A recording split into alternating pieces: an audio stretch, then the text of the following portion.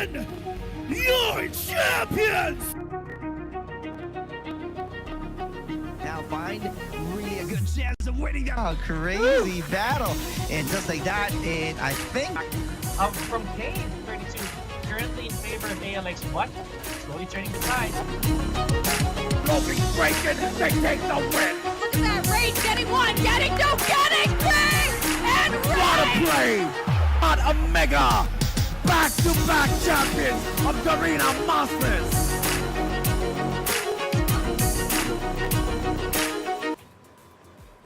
And a very special evening, Garena. We are here for the Community Gladiators event, and I have got to say, I am stoked. This is my first ever Garena event.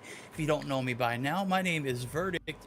I will be your caster for the night. Joining me on this epic adventure, none other than the Red Queen herself. Talk to me, Red Queen. This one has been built up to be one of the biggest events we've seen in a come-up, a glow-up. You know, someone's their shine. How excited are you?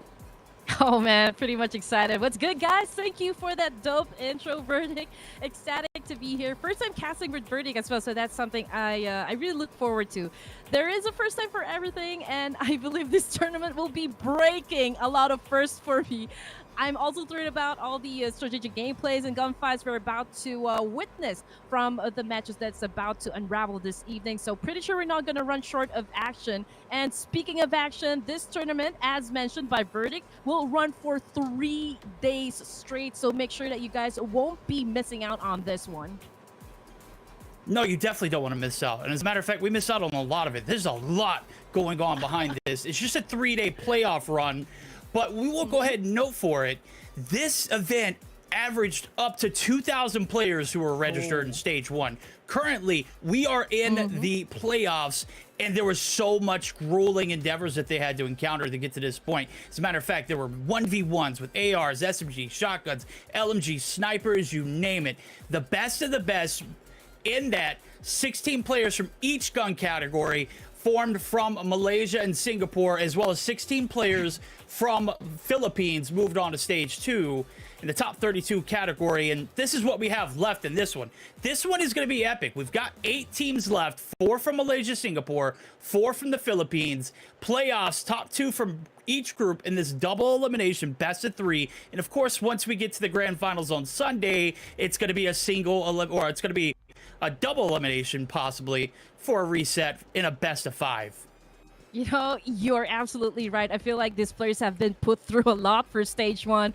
Going 1v1 in different gun categories, this tournament is really living up to its name, which is Gladiators. So are you guys not entertained? Survival of the fittest. I think that's going to be the theme, you know, for the entirety of this tournament. Only the strong survive. So we expect nothing less from these teams, from these players tonight. I mean, let's check out which of these 8 amazing teams is going to dominate the whole tournament, which of these teams are going to be fading out from the glory. So we are about to find out. Verdict, are you excited? Oh, I am. As you can take a look, we got a little bit of a prize pool situation going on. It's quite all right.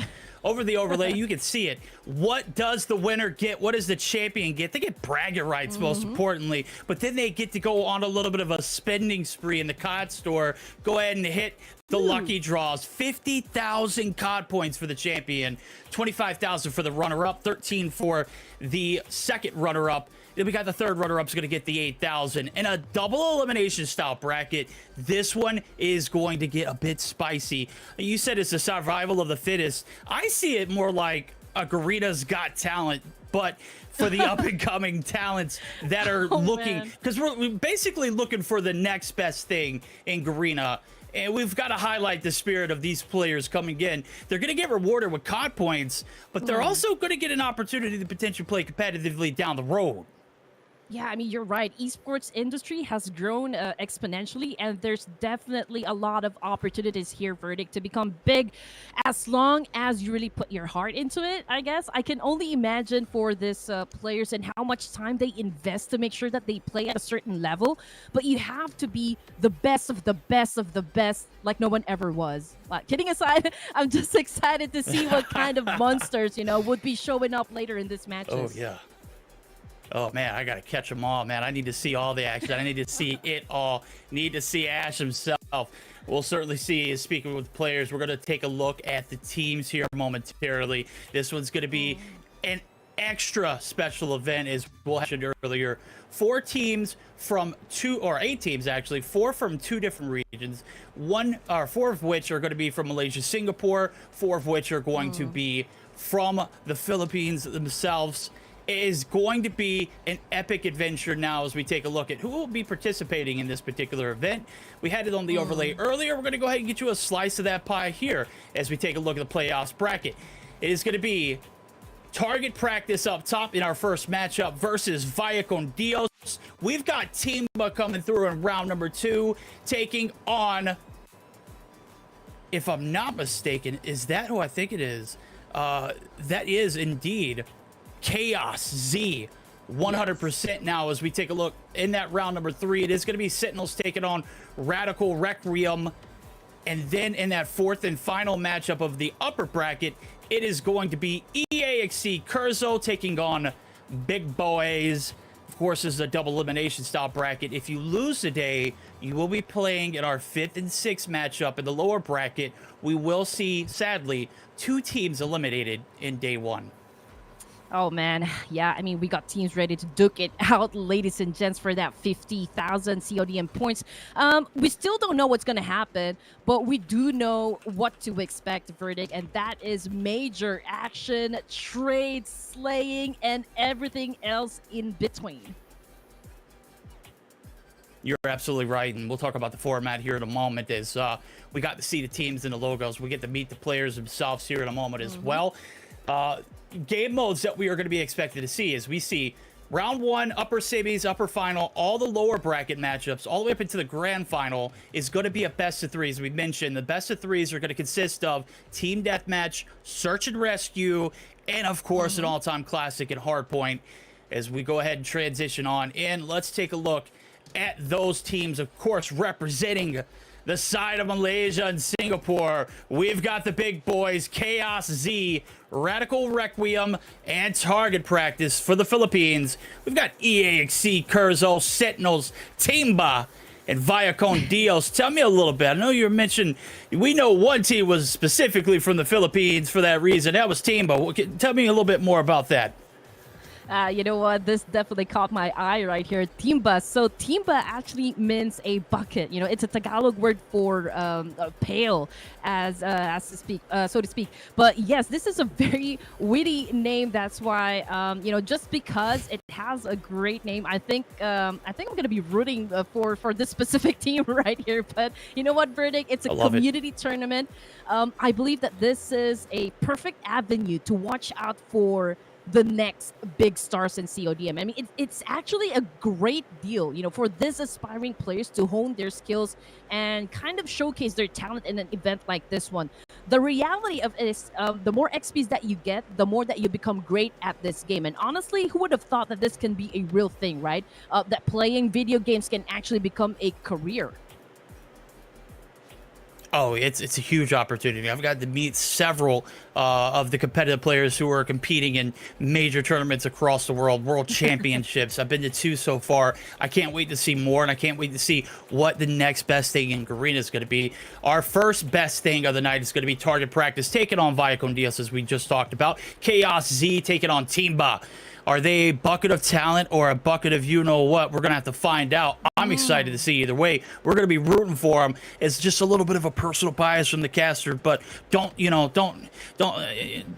kill us off just yet. Let us live and let us thrive and let us have fun with this one.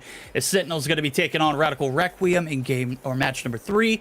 And then our final matchup of that upper bracket series is going to be XCEED taking on the Big Boys.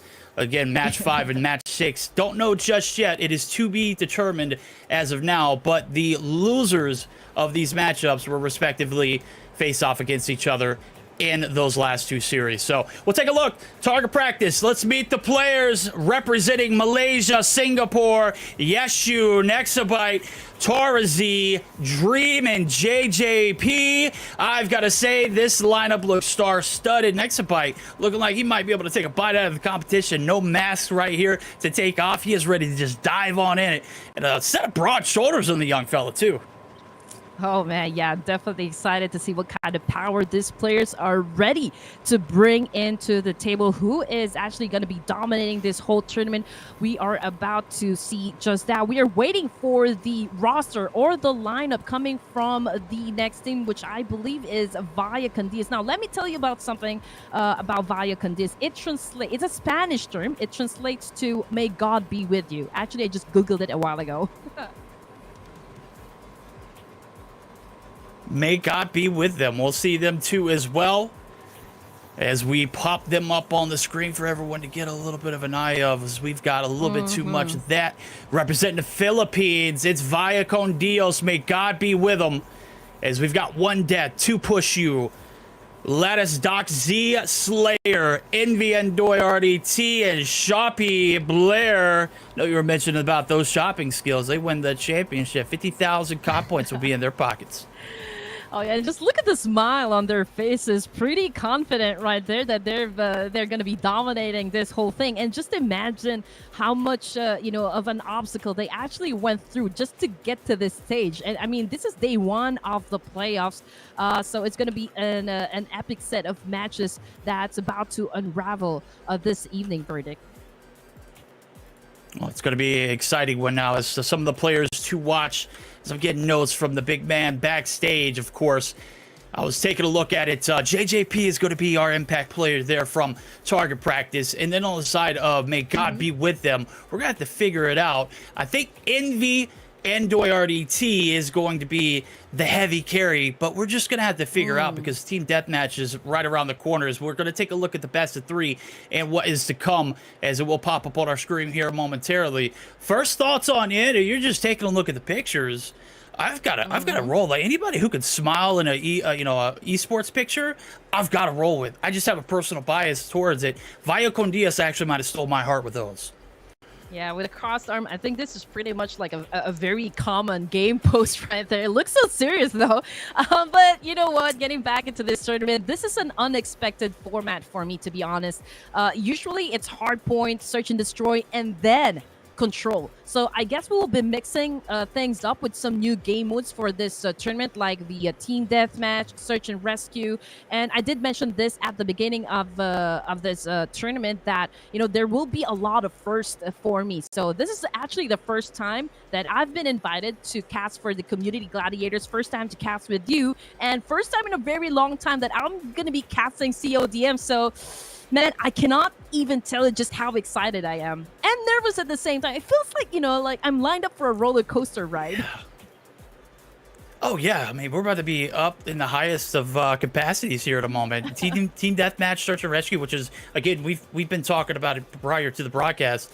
Probably one of the hidden gems of COD Mobile. I remember playing it on console PC for Modern Warfare 2019 when they finally introduced it into COD Mobile. It just made sense. COD Mobile itself, it's just such a fun animated game. And when you get down to it, when you're playing Search and Destroy, it's a serious game mode. You only get one death. In this particular instance, you get an opportunity to get rescued. You can get saved by your teammates if they're able to get the res off. And then after that, it's done. So it's not YOLO. It's you only live twice. That's the motto, I guess, is we'll take a look at what we're going to be looking for in this best of three. If you can see right there below us on the screen, it's Team Deathmatch for Arsenal. Game number 2 is going to be that Search and Rescue on Tunisia. And then a Game 3 decider in this best of three. If it does go the distance, it's that Hardpoint on Summit. The only thing that I'm familiar here with would be the Summit for the hardpoint match. But of course, it's still not sure if we're going to be forcing a game number 3. But let's check out the band operator skills. So that would be Equalizer for Vaya Con Dios, and also for maps, it's going to be Seaside. And for the side of the opposition, it would be the War for operator skills and Take Up for map. War Machine, sorry. There we go, the War Machine coming through. Yeah, we got it. War Machine, it just says war. We can't ban war. We're about to go to war. We're about to get it on. We're about to have the most fun. We're about to have a fight night on our hands, because one of these teams is going to remain in the upper bracket. The other, well, they're still going to have a chance at a second redemption in the Gulag series, we'll call it, because loser bracket just sounds so darn negative to me. It's just, we don't want to discourage these guys. We want to make sure that they are thriving and staying in that positivity as we highlight what is going to be who's going to be the best next up-and-coming team here in Garena. As I mentioned earlier, I'd like to, compare this tournament, the Community Gladiators, as kind of like a Who's Got Talent Garena edition here in Call of Duty Mobile. I think that would be the best case scenario, of course, is we're trying to develop and we're trying to make something that may not be there if we don't allow for opportunities like this to come through. So we're going to get geared up for the team deathmatch. We're going to be heading over to Arsenal, much bigger map, Black Ops 4 original, and then Tunisia for that search and rescue that is going to be a Call of Duty Mobile exclusive. As you can see, the robotics center here over onto the Arsenal map, the RC drone up top. You already know it's about to go down. This is a huge map. Not a lot of interactions going to be happening off the rip, but once the action does ensue, I'm sure we're not going to be able to catch our breath. I mean, I love the format, how we actually are choosing the players for, who's going to be participating for the Gladiator event.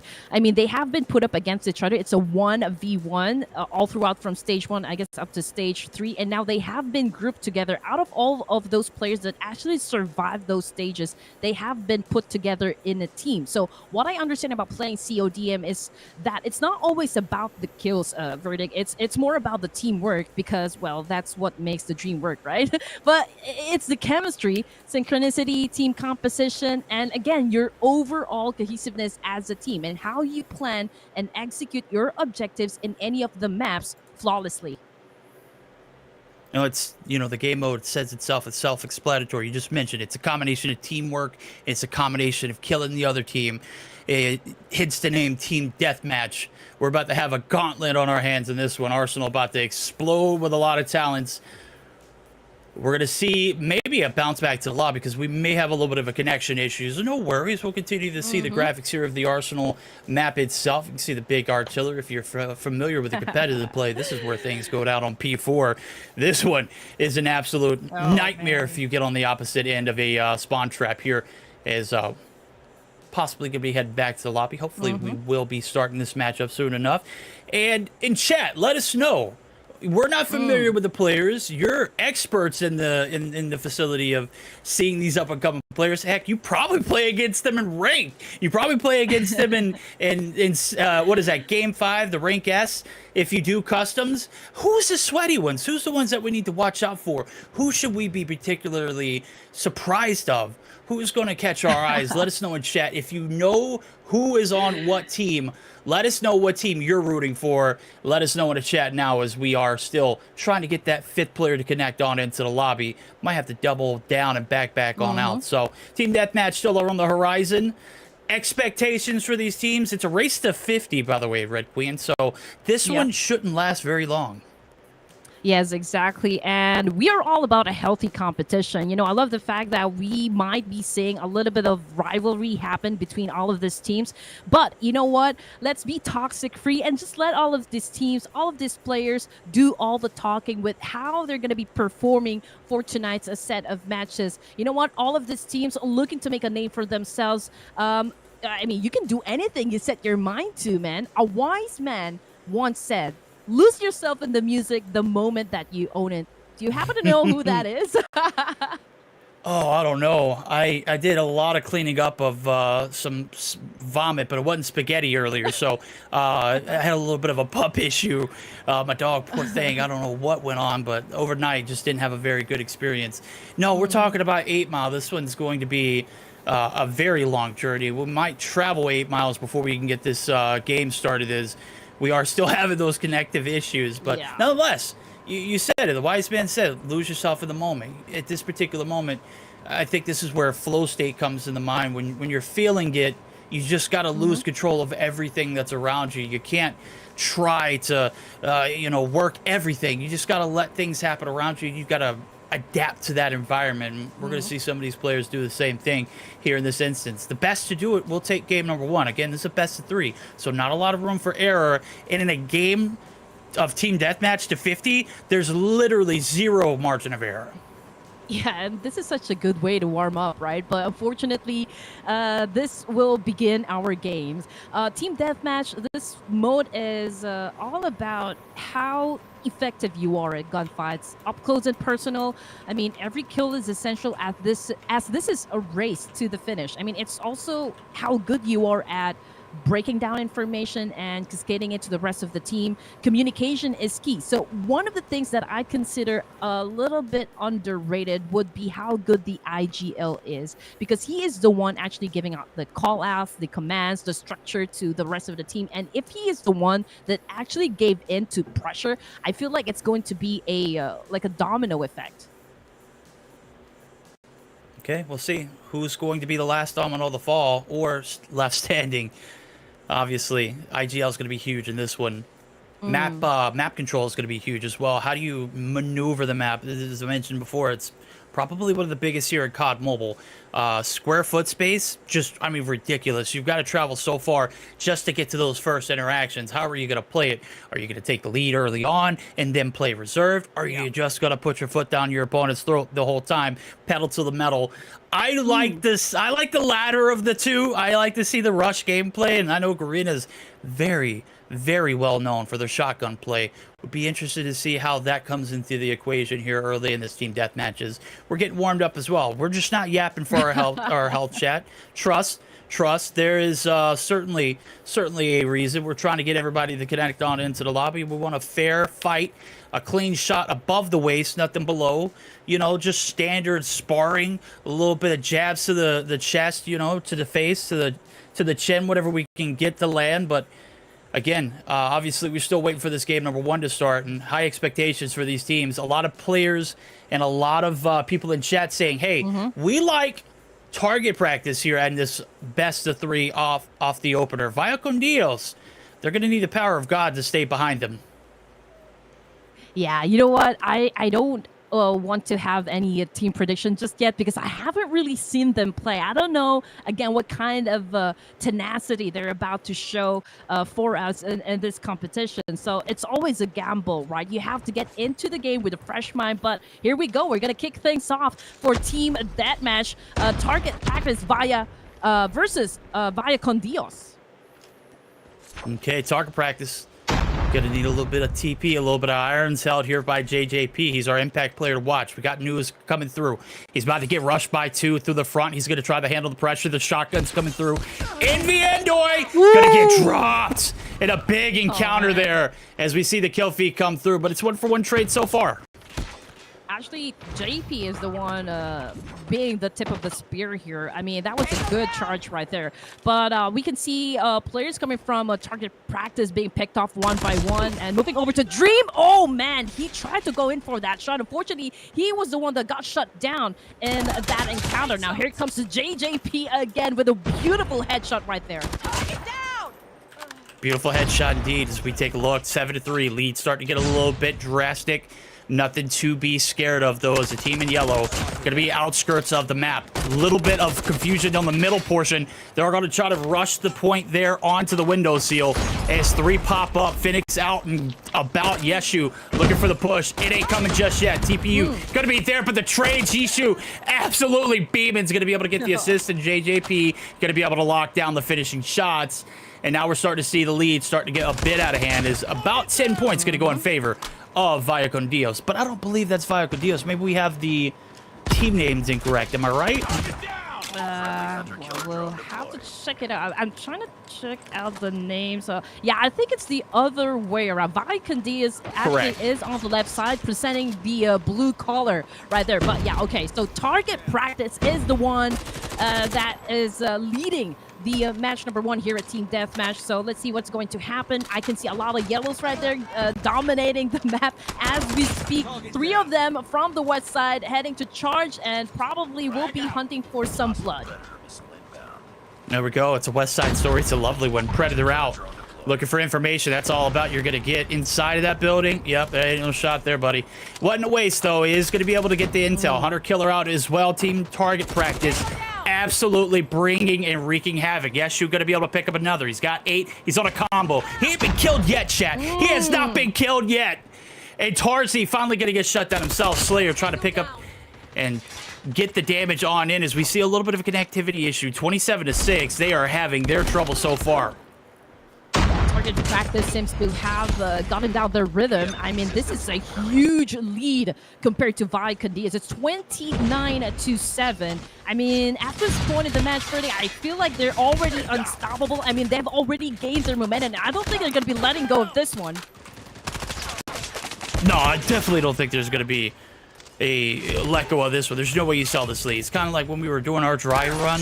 Target Practice was absolutely letting them have it. And it ain't no different here in the actual thing. As we see some more streaks going to come through. I'm still in confusion. Have we seen JJP die yet? I don't know. That shoe is absolutely fried as well. And this one got out of hand a little bit early. It has yet to redeem himself as JJP finally bites the dust. I think he was on an 11. And that isn't counting some score streaks, too, coming through as well as the operators. And, well, this one looking like a pub stop at the moment. Unfortunate there for Vaya Con Dios. They're going to need God and the powers and anything else that they can here to make this comeback happen. Oh, man, here we go. Vaya Con Dios getting murdered at the moment. Ooh, okay, here we go. Taurus as well as Yeshu actually got shut down. I guess by that killer drone right there. If you're going to be looking at the stats here, it's JJP and Yeshu coming from a Target Practice that's definitely on a roll here. 46-14. I mean, we're talking about the final 4 points before we hit that 50 target mark. Yeah, that's it. Vaya Con Dios. Loose translation, you said it was with God. I read somewhere it means go with God, and right now they are going with somebody. It is just not going to be in victory. They have met their salvation, and it's the form of Target Practice. Of course, making practice and light workout, as there it goes, JJP to shut it down with a 2-piece.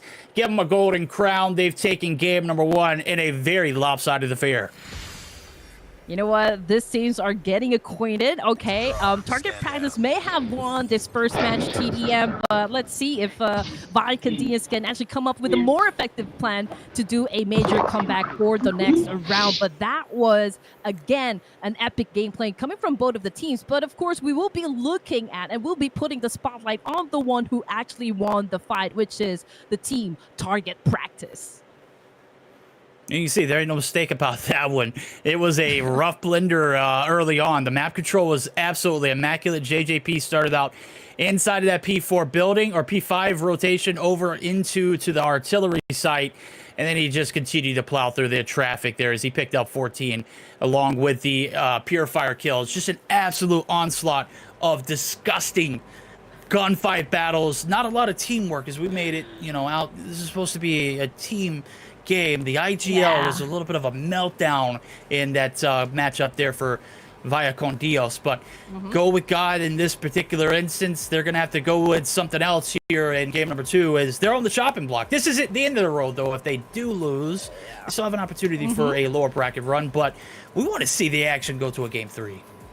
Well, it's a good thing, right? They can actually talk about what went wrong during match number 1. They have the chance to actually rectify the situation. They have to go back to the drawing board, okay, and just make sure that they remedy what needs to be done inside a battlefield. But yeah, that was so fast, right? I mean, you blink and you miss. I don't know what happened, but that was a fast exchange between the two teams. So I'm actually excited to see what is going to happen for Search and Rescue. All right, we'll take a look at the post game right before we get into that Search and Rescue. We're going to need someone to send a life support vest there for Vaya Con Dios. They have flatlined there in game number 1. Let's see if they can pick up the tempo and catch themselves up. As you mentioned, this could be just a warm-up, right? JJP fried 18-2 with 1 assist, 197 impact. That's dang near perfection. Yeshu was frying early. Nexabyte took bite out of the competition in this instance. And on the left-hand side of the screen, we got a sea of negativity. And of course, it's padded in blue. Let's see if they can turn those blues upside down and maybe have a better game number 2, though. Well, it's really a very good start for the side of target practice. I mean, just look at the most valuable player for this game. It's JJP as well as Yashu. It's a huge number of points and a hard carry coming from the team right there. When we talked about communication is key, we talked about teamwork, and so far they have been consistent. You know, we've seen them play before we started the tournament, and they have won both fights. So I do expect that a team. Target practice rather right here will do good enough to make sure that they head on to the grand finals of this whole tournament. Okay, I mean, hey, they might be heavy favorites. I know one thing's for sure. We still got a favor on TeamBa. It's just something that is boiling in my heart. Like I got a fiery passion for TeamBa, but right now that passion is burning bright for target practice. And let me tell you, those shots we're not missing. If it's just raw gun skill going into the search and destroy, we've got to favor the side of target practice. Vaya Con Dios have to have a little bit more of a semblance with each other. Again, this is the best of the best from both sides of the spectrum. And right now, target practice is getting the best of it. Search and rescue could be a redeeming factor, though, because we know maybe team deathmatch, maybe hardpoint, maybe your raw gun skill isn't the best, but in search and rescue, hey, it's just like search and destroy. You only live once. Maybe we start to see a little bit of mistakes coming out of the side of target practice. YOLO, right?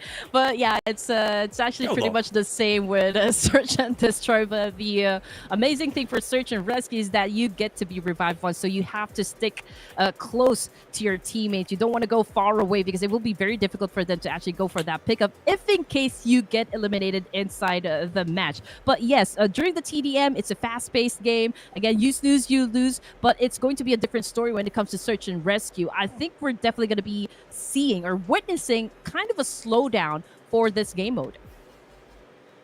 No, you're right. You said it just a moment ago. It's perfection. It's YOLO with a silent T at the end. It's you only live once / twice. That's where the T comes through. That's right. Whenever you die in search and rescue, your teammates, as she's mentioned, Requiem just perfectly put it, you have an opportunity to get rezzed. Once you get rezzed, if you die again, you're done. You can't be rezzed again. So you've got to play your life to perfection. But I guess there's still a little bit of room for mistakes.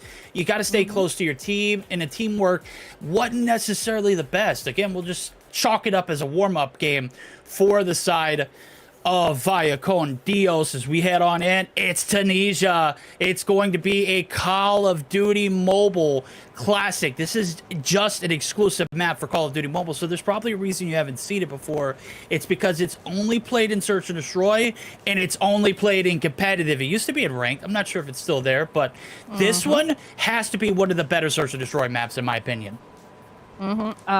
I guess search and rescue, like I did mention a while ago, this is one of the most highly anticipated game mode, I think, for Call of Duty Mobile for the community. So again, this is the first time for me to actually cast a game for this mode in a tournament. So I'm curious as what kind of gameplay we will be witnessing coming from both of the teams here. But again, target practice already has 1 point. Now, the big question right here is that if Vaya Con Dios can change their fate and actually win this match, again, to force a game number 3, which will be happening at Hardpoint match. Okay, we're about to have this one set off. We'll see who's on the attack. It's a race to 7. I don't know if we have overtime enabled, but we'll figure it out. JGP actually already in a gunfight. Good God, this one evaporated quickly. Okay. And it does look like target practice is just going to continue to tear away at the competition. Blair's the last one alive, and let me tell you, Dream is about to put this this player into a nightmare. Oh! Wins one gunfight through yellow and just going to be able to escape out the back door. Fortunately, is going to walk right into the gunfight at Nexabyte, and that was murder she wrote. Round 1, a blender. Almost continuing on that same action we had in game number 1. Okay, so let me just get this straight. Vaya Con Dios Okay, so we have our teams right there already on the proper places. Okay, so we've got one coming from the side of target practice, and again, it's Vaya Con Dios that needs to actually redeem themselves. We are looking at JJP right here with a switchblade. Okay, just trying to hold off this position, getting ready, of course, anticipating any of the players that would go in his line of sight. Taurus with a sniper right there, good vantage point. So far, I think we already have one casualty on the side of target practice.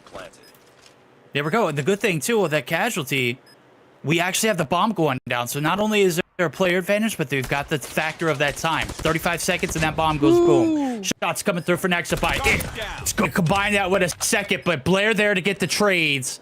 And just like that, it's down to 2. We'll see if some reses come through. Blair going to go ahead and activate. Rescue and transfer and data intact. We're going to get one back up for the home team as well, as they're going to try to activate. They're going to have to get to that bomb quickly. Only 10 seconds before that bad boy is just undefusable. Wow, I mean, look at the gunfires and just how effective target practice is at this moment. Oh, man, they pretty much have the number advantage, and again, beautifully done. That's another score for the side of Vaya Con Dios. Okay, so what happened? Okay, they were able to defuse the bomb, or? I didn't quite see That bad boy detonated. You got 4.5 seconds to defuse that puppy. And the player in connector made a god tier play. The shoddy from Andy. Good God. Andoy, I'm sorry. Pronunciation just not necessarily my forte. Played that to perfection. Got there, killed the bomb diffuser, and that's all he needed to do. His life might have been lost, but the round was won. Dream is going to be able to open up with some opening shots there in combination with Yeshu. And back into the blender, Vaya Con Dios goes. Yes, here we go. 2 casualties on the side of Vaya Con Dios. Number advantage, of course, goes to target practice. Here comes Doxy again with a massive spray. Unfortunately, he completely missed the target right there. Moving over to Blair right here. Ooh, okay, so that was a beautiful shot done by Dream this time. Blair already goes down. Doxy, on the other hand, gets shut down by Nexabyte. So that is now 2-1 in favor of target practice. Okay, in favor. Target practice. That's what we know. That's what we're used to. We saw it in game 1. They've got the gun skill, but again, this is search and rescue. Very much the same game mode as search and destroy, with a little bit of different rules, as we will say. We'll see some second redemptions coming through, and they're getting a second chance at life. They are walking with the god himself. Torzy's going to be able to send the first blood on through. So Snipe's going to be looking solid. JJP in a very powerful position. As we swap on over. On the opposition, JJP loses focus, but Nexabyte is going to be able to get a trade in return. Slayer, buddy, you got to shoot your gun if you want to get that kill. Oh, man. Good thing Doxy was able to defend himself. I mean, he is all alone, left to deal with the rest of the players coming from target practice. Oh, Dream! Okay, I thought he was going to be missing out that one. Okay, he went for the second jump shot right there and sealed the deal. Now, it's all Doxy right now, but you know what? He is still doing an effective job defending himself. What is going to be happening in this last few minutes of the game? All right, what's going to be happening? Lovely yellow jacket skin there on the RPD. Doesn't have the coolant barrels. I believe that is banned. But 159 shots, plenty to take down somebody. Yeshu says, none of those are going to hit, buddy. You shall not pass on this passageway. And another round going to go back in favor of target practice. So far, everything that we've expected has happened with the exception of that first round. And I've got to say, that was just a perfectly executed to perfection. Once they get that bomb down, I think that's where they got to focus. Get the bomb down and figure things out as you go after that. Oh. That was a great shutdown, though, coming from Yeshu. He says, no, it's not an issue, actually getting you killed inside the game. But here comes an exchange. Chaos Z just shut down Doxy from that conflict right there. 2 casualties, again, from the side of Vaya Con Dios. Number advantage still goes to target practice, and it's still pretty much the same thing here. Consistency-wise, I will have to say target practice is really, they know what they're doing right here, Verdict. Oh, they do indeed. Oh, they mess with fire, though. Rez trying to come through on one side. JJP and Nexabyte said, forget that, bro. We're going to go ahead and rush them. Player number 3 is going to get dropped. Shoppy, not going to be buying anything at this store or on the opposition either. So 3 rounds in a row. A bounce back there from target practice. Didn't need much, but holy, have they been flawless since. I'm not quite sure, but we are looking at just 4 players coming from the side of Vaya Con Dios. But you know what? They have got to wake up from their deep sleep. I mean, it's already 41. They're making it very easy for the side of target practice. Now, we are seeing a lot of smokes being popped up. JP just went in for that spray, but completely missed his target right there. And he was the one that gets shot by Blair. Okay. Target practice out of the Malaysia, Singapore region right now has locked it down. Vaya Con Dios, representing the Philippines. Not necessarily putting up a fight so far. Is that all we got right here left in the tank? It's the last attack, I believe. Maybe we got one more to go after this. No, this is it. And then we will be flipping over into the flips of sides. Rescue's going to come through for Slayers. The bomb has been planted. 38 seconds on the clock, and it's down to a 2v2. Oh man. Okay, I was about to see that if Vaya Con Dios can actually change their fate here, but I guess Yeshu was able to revive his teammates, and I think we're looking at another score for target practice, and we're talking about like just 7 points, right? What they need to actually win this fight, and I don't see we're going to be seeing any hard point happen. Yeah, take hard points out of the equation. What I will say is, traditionally in Search or Destroy, your first round, if it's on the attack, it could be a bit lopsided, but you generally want to shoot for that 2 to 3 range as far as points go. Right now, they're sitting on a singular breadstick. It was an incredible round, but what have you done lately? Not much. Slayer, trying to add to the fuel, is going to be able to find the 2 pieces. He takes down Yeshu. Through the smoke, it's going to be JJP. He wants some. He got it too. As he does get shut down. Doxy now on a hell-bent path to make sure that they win this round, and surely enough, you turn your back when usually the opponent strikes. Yeah, here we go. Next fight right here, I think is trying to up his ally. It's already 5-1. Again, still target practice seems to be dominating this match right there, and I think this is it. Yeshu again with another score. It is already 6-1. A target practice with a convincing win once again. Convincing practice win for them again. I think one of the players out of Vaya Con Dios went to walk with God here early, as we did see them disconnect from the lobby. Not sure if they thought it was a race to 6. No, it's a race to 7. We've got to make sure we get this one saddled and settled up as everyone's starting to reconnect back into the lobby. This one has been lopsided. Of course, bomb's going to go down nonetheless here. 1:30 on the clock. Oh, no, they can't. They can't get it down before they take down Andoy. He's got to be the one to make a play. He is going to be able to stake his way on through. And how many players will be able to take down before he goes? 2. Well, that's good. We'll see the rescue come through. We'll get the bomb planted as well. And nobody really in a position to contest it. Well, fight is not over just yet, ladies and gents, but you know what, target practice, they mean business right here. They came here to win, and that's exactly what they're going to. I mean, the goal should always be finishing at the top. If you came here to just finish at 2nd and 3rd, I don't think that is a proper mindset right here. They have been aggressive right from the get-go, and I do believe that they're looking really to finish strong, eliminating the rest of Vaya Con Dios. And again, you know, Vaya Con Dios, they still have a chance to actually redeem themselves if they go to the lower brackets. But we're talking about just like one opportunity for them to get to the grand finals. But yeah, I think this is already done. Target practice did win up against Vaya Con Dios.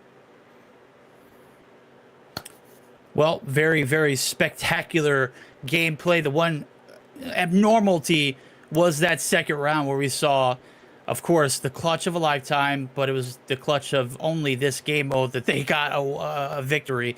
We're not shaming them. It's just, you know, maybe some poor decision making, maybe some situations where you could have done something differently or played a little bit more cohesive. And target practice just took full advantage of that.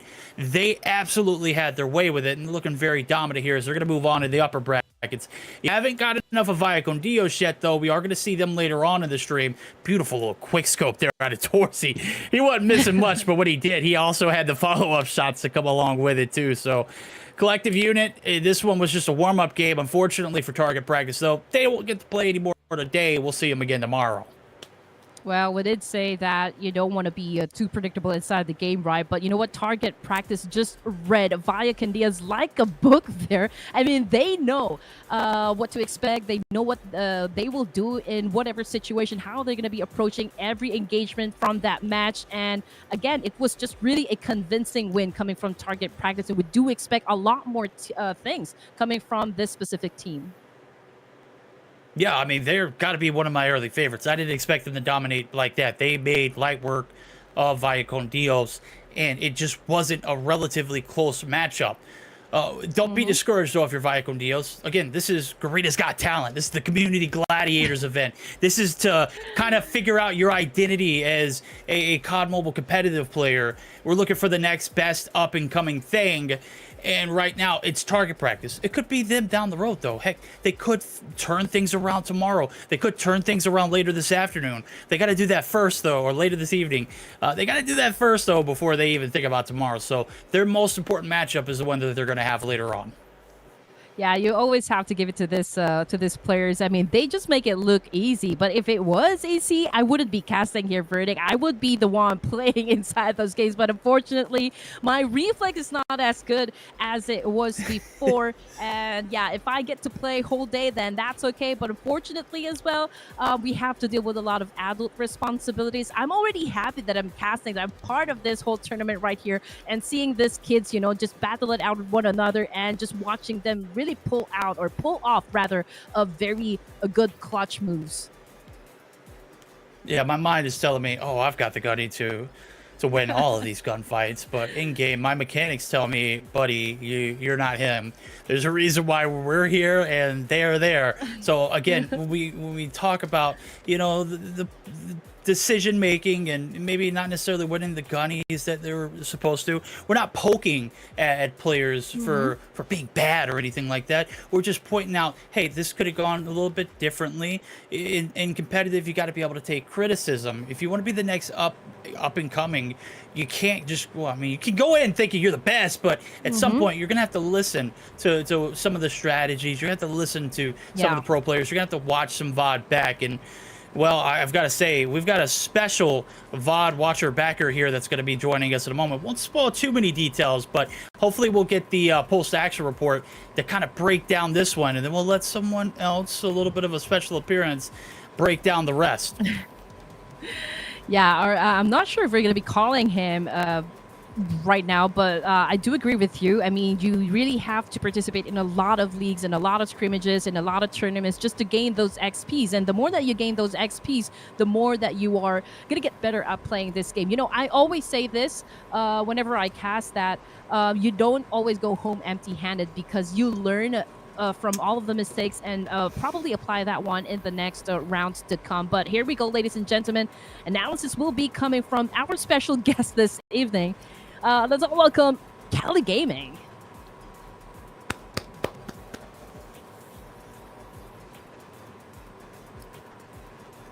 Hey guys, I'm Cali. I'm just, we're having a little bit of delay. We're gonna bring Cali Gaming. He's our special guest. Ain't nothing more, invigorating to get to have the opportunity to work with such great talents. Requiem as well. Now we're gonna go ahead and send it off to Cali.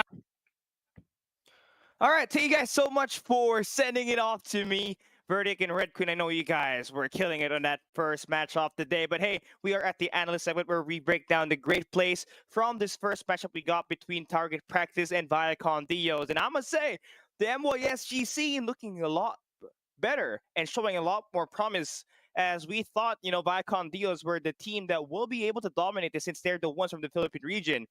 Well, it is what's said otherwise, right? Nice plays for Target Practice, and we got a little bit segment here going on, and this will be an amazing start for what we're going to be preparing for the other 5 games here for today. And we started all off at the first map where it was a 50-14 victory coming in from the side of Target Practice. Now, we start the game off with their initial strategy just by holding off the artilleries all over the bottom side of that minimap. And watch what happens here. You got number 1 from Target Practice and number 5 coming in from the alley that will open things up for this team as we try to get this clip hoping in for this gameplay.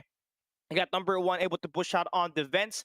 Number 5 will be over there to complete that attack. And just like what happened in this game, it definitely was, a big premonition to what we were able to see in this gameplay itself. As you can see, number 1 and number 5, JJP and Taurus was able to get that quick clean on that mid map while also still maintaining that artilleries. Now we take a look at that next clip and see what happens in this battle. Now this is almost going to be the same exact scenario. Hit that pause real quick. See, look at the positioning that we got here for this side of target practice. Their gameplay is always maintain their position when they are holding this team deathmatch battle. Stick within that artilleries for them to be able to have complete map control, because you already know that window that is right beside is going to give them that oversight, that height advantage over these players from the side of Vaya Con Dios. And this is just definitely the icing to the cake here for this squad, because not only do they have an opportunity to push out here, but there's always a player holding down this alley to make sure that some of these players that are holding down for Vaya Con Dios all the way to this mid map will be trapped and will be attacked in multi angles. And just adding in JJP's presence inside of this 1v1 battle between Doc Z, they were pretty much able to secure most of these kills. Now let's play this segment and see what happens here. JJP getting that gunfight, gets that double on that mid map, and now you see some backup happening through for the side of the blue squad. But look at how Yellow responds. Yeshu able to find 2. JJP gets a kill with his own chopper, and everybody just, gets destroyed. Everybody gets entrapped in this mid map itself. And yeah, this is definitely a great key to detail for target practice, because they managed to just really control where exactly Vaya Con Dios will be pushing, and that is going to be at this site itself, here at this position.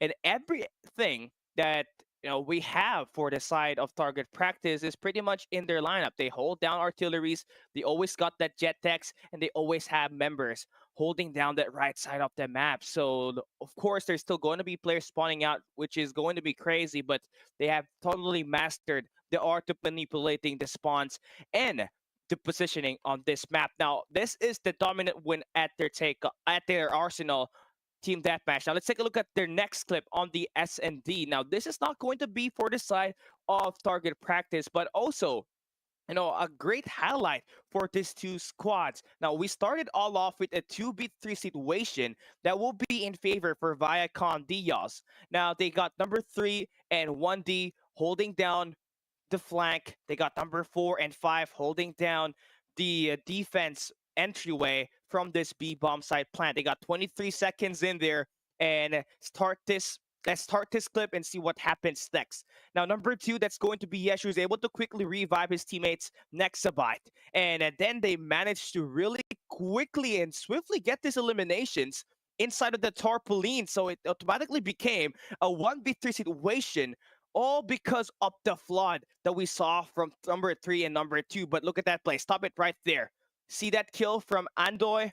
He was able to take the bomb planter on that B site. Now let's get that quick rewind a bit and see what happened in there, because this is definitely interesting. Now hit that pause real quick. You see number 5, that's Andoy. He has 3 players to worry about. Now look at the time that he has. He's only got 7 seconds for him to be able to make that play. And guess who he decided to attack? It is the guy that was holding that bomb. Number 4, that is going to be Dream. That was the player that he eyed out for as we played this clip. He gets that elimination, and yeah, it really helped him get that win on this round itself and force out this crew. And that will wrap things up for our analyst segment. And this is definitely a great start for the MYSG region as they beat one of the Philippine teams in this battle, sending them over to the Gulag bracket. Now we got more action coming in up ahead. You don't want to miss this, because it is going to be Chaos and TeamBa fighting in this position. Casters, take it away.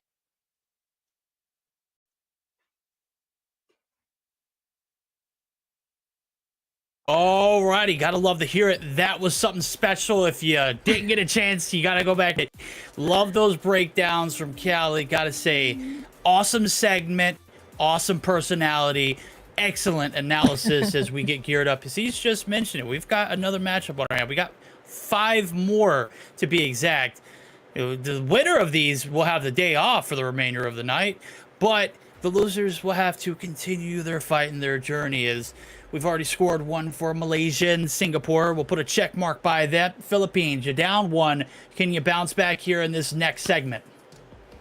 You know what? There was actually an assumption that if the Philippine teams will dominate the lobby, but you know what? With this first match right here, it only goes to show that Malaysia and Singapore, they have something up their sleeves that it can actually take down a couple of Team Philippines right here. And you know what? I learned a thing or two coming from Cali. Only goes to show that target practice really has a great game sense and IQ. They know what positions to take and maintain.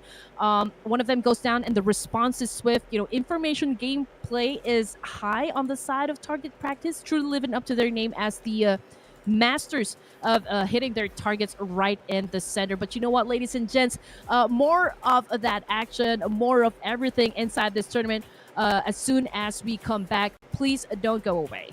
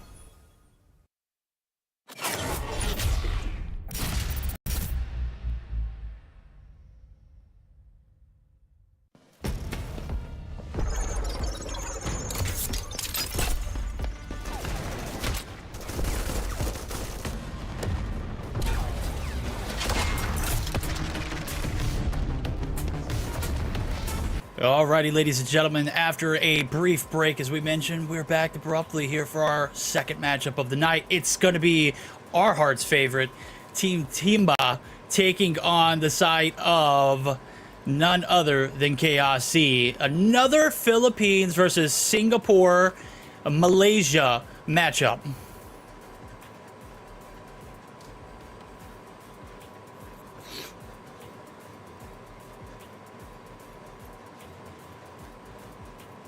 Oh man, okay. I don't know. There we Okay, go. My bad, ladies and gents. Okay, as I was saying, getting back into the topic that I was trying to make, I'm gonna be pronouncing this one as it should be, right? So, because everybody's saying TeamBa, right? But it should be called TeamBa. Okay, that's the perfect way to say. Yes, TeamBa. There we go. So I know all of the Filipinos down in the comment section already making noise for this specific team right here. So I just know that there might be a lot of fans rooting for this team. So I'm just excited to witness them play for our second match right here. No, I'm so glad you added that to my vocabulary, because every time I say TeamBa, I'm going to do that exact hand gesture, and I'm going to get extravagant with it. You know, bam, TeamBa, TeamBa. There we go. We're getting geared up for it. So far on the board, we just saw target practice, handle business. Malaysia, Singapore up 1, Philippines down in the lower bracket so far, but it's a redemption tour, a redemption arc. We're going to see the Filipino pride come through here in this second matchup, and I think you just got me fired up hearing that pronunciation. If they don't take it, I might riot.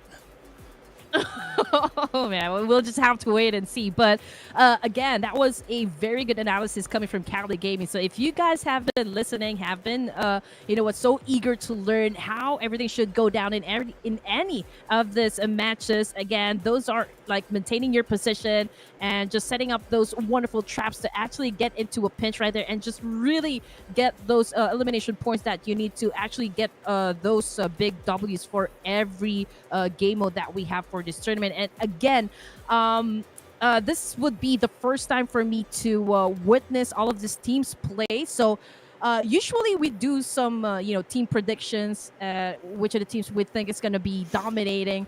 But for now, I am going to be basing it from how they're going to be performing for at least day number 1 of this playoffs verdict.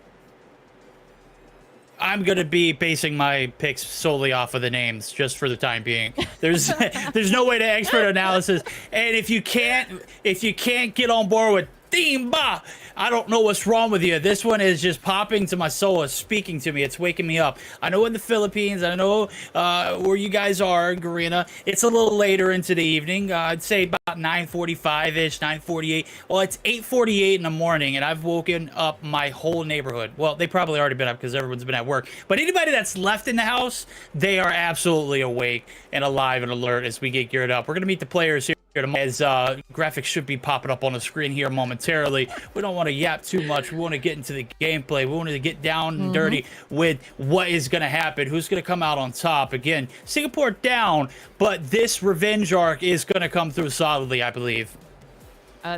Okay, we have to say it again with TeamBa. Okay, but anyway, again, we're gonna be heading back to Team Death. I know it's hard, right? But okay, so we're going to be heading back to Team Deathmatch. So again, this is going to be a fast-paced game. And if they've actually witnessed the way those two teams in the previous matches performed, we are expecting, both of these teams really duke it out with one another. I just do wonder what kind of power this two amazing teams coming from Malaysia, Singapore, and also Philippines, how are they going to be finishing up this TDM will probably dictate once again how we're going to be starting the search and rescue. Okay, well, again, we mentioned it earlier. It's all about the team deathmatch as a warm-up.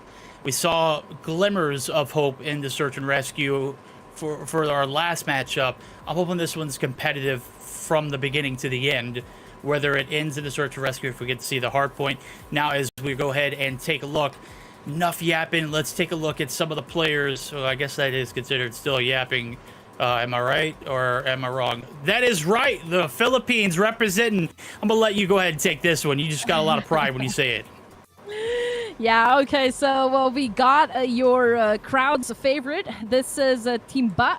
Okay, we've got Dance, Mesor, Sampots, Heart, Easy R, and Vanilla. Okay, Sampots. This is actually.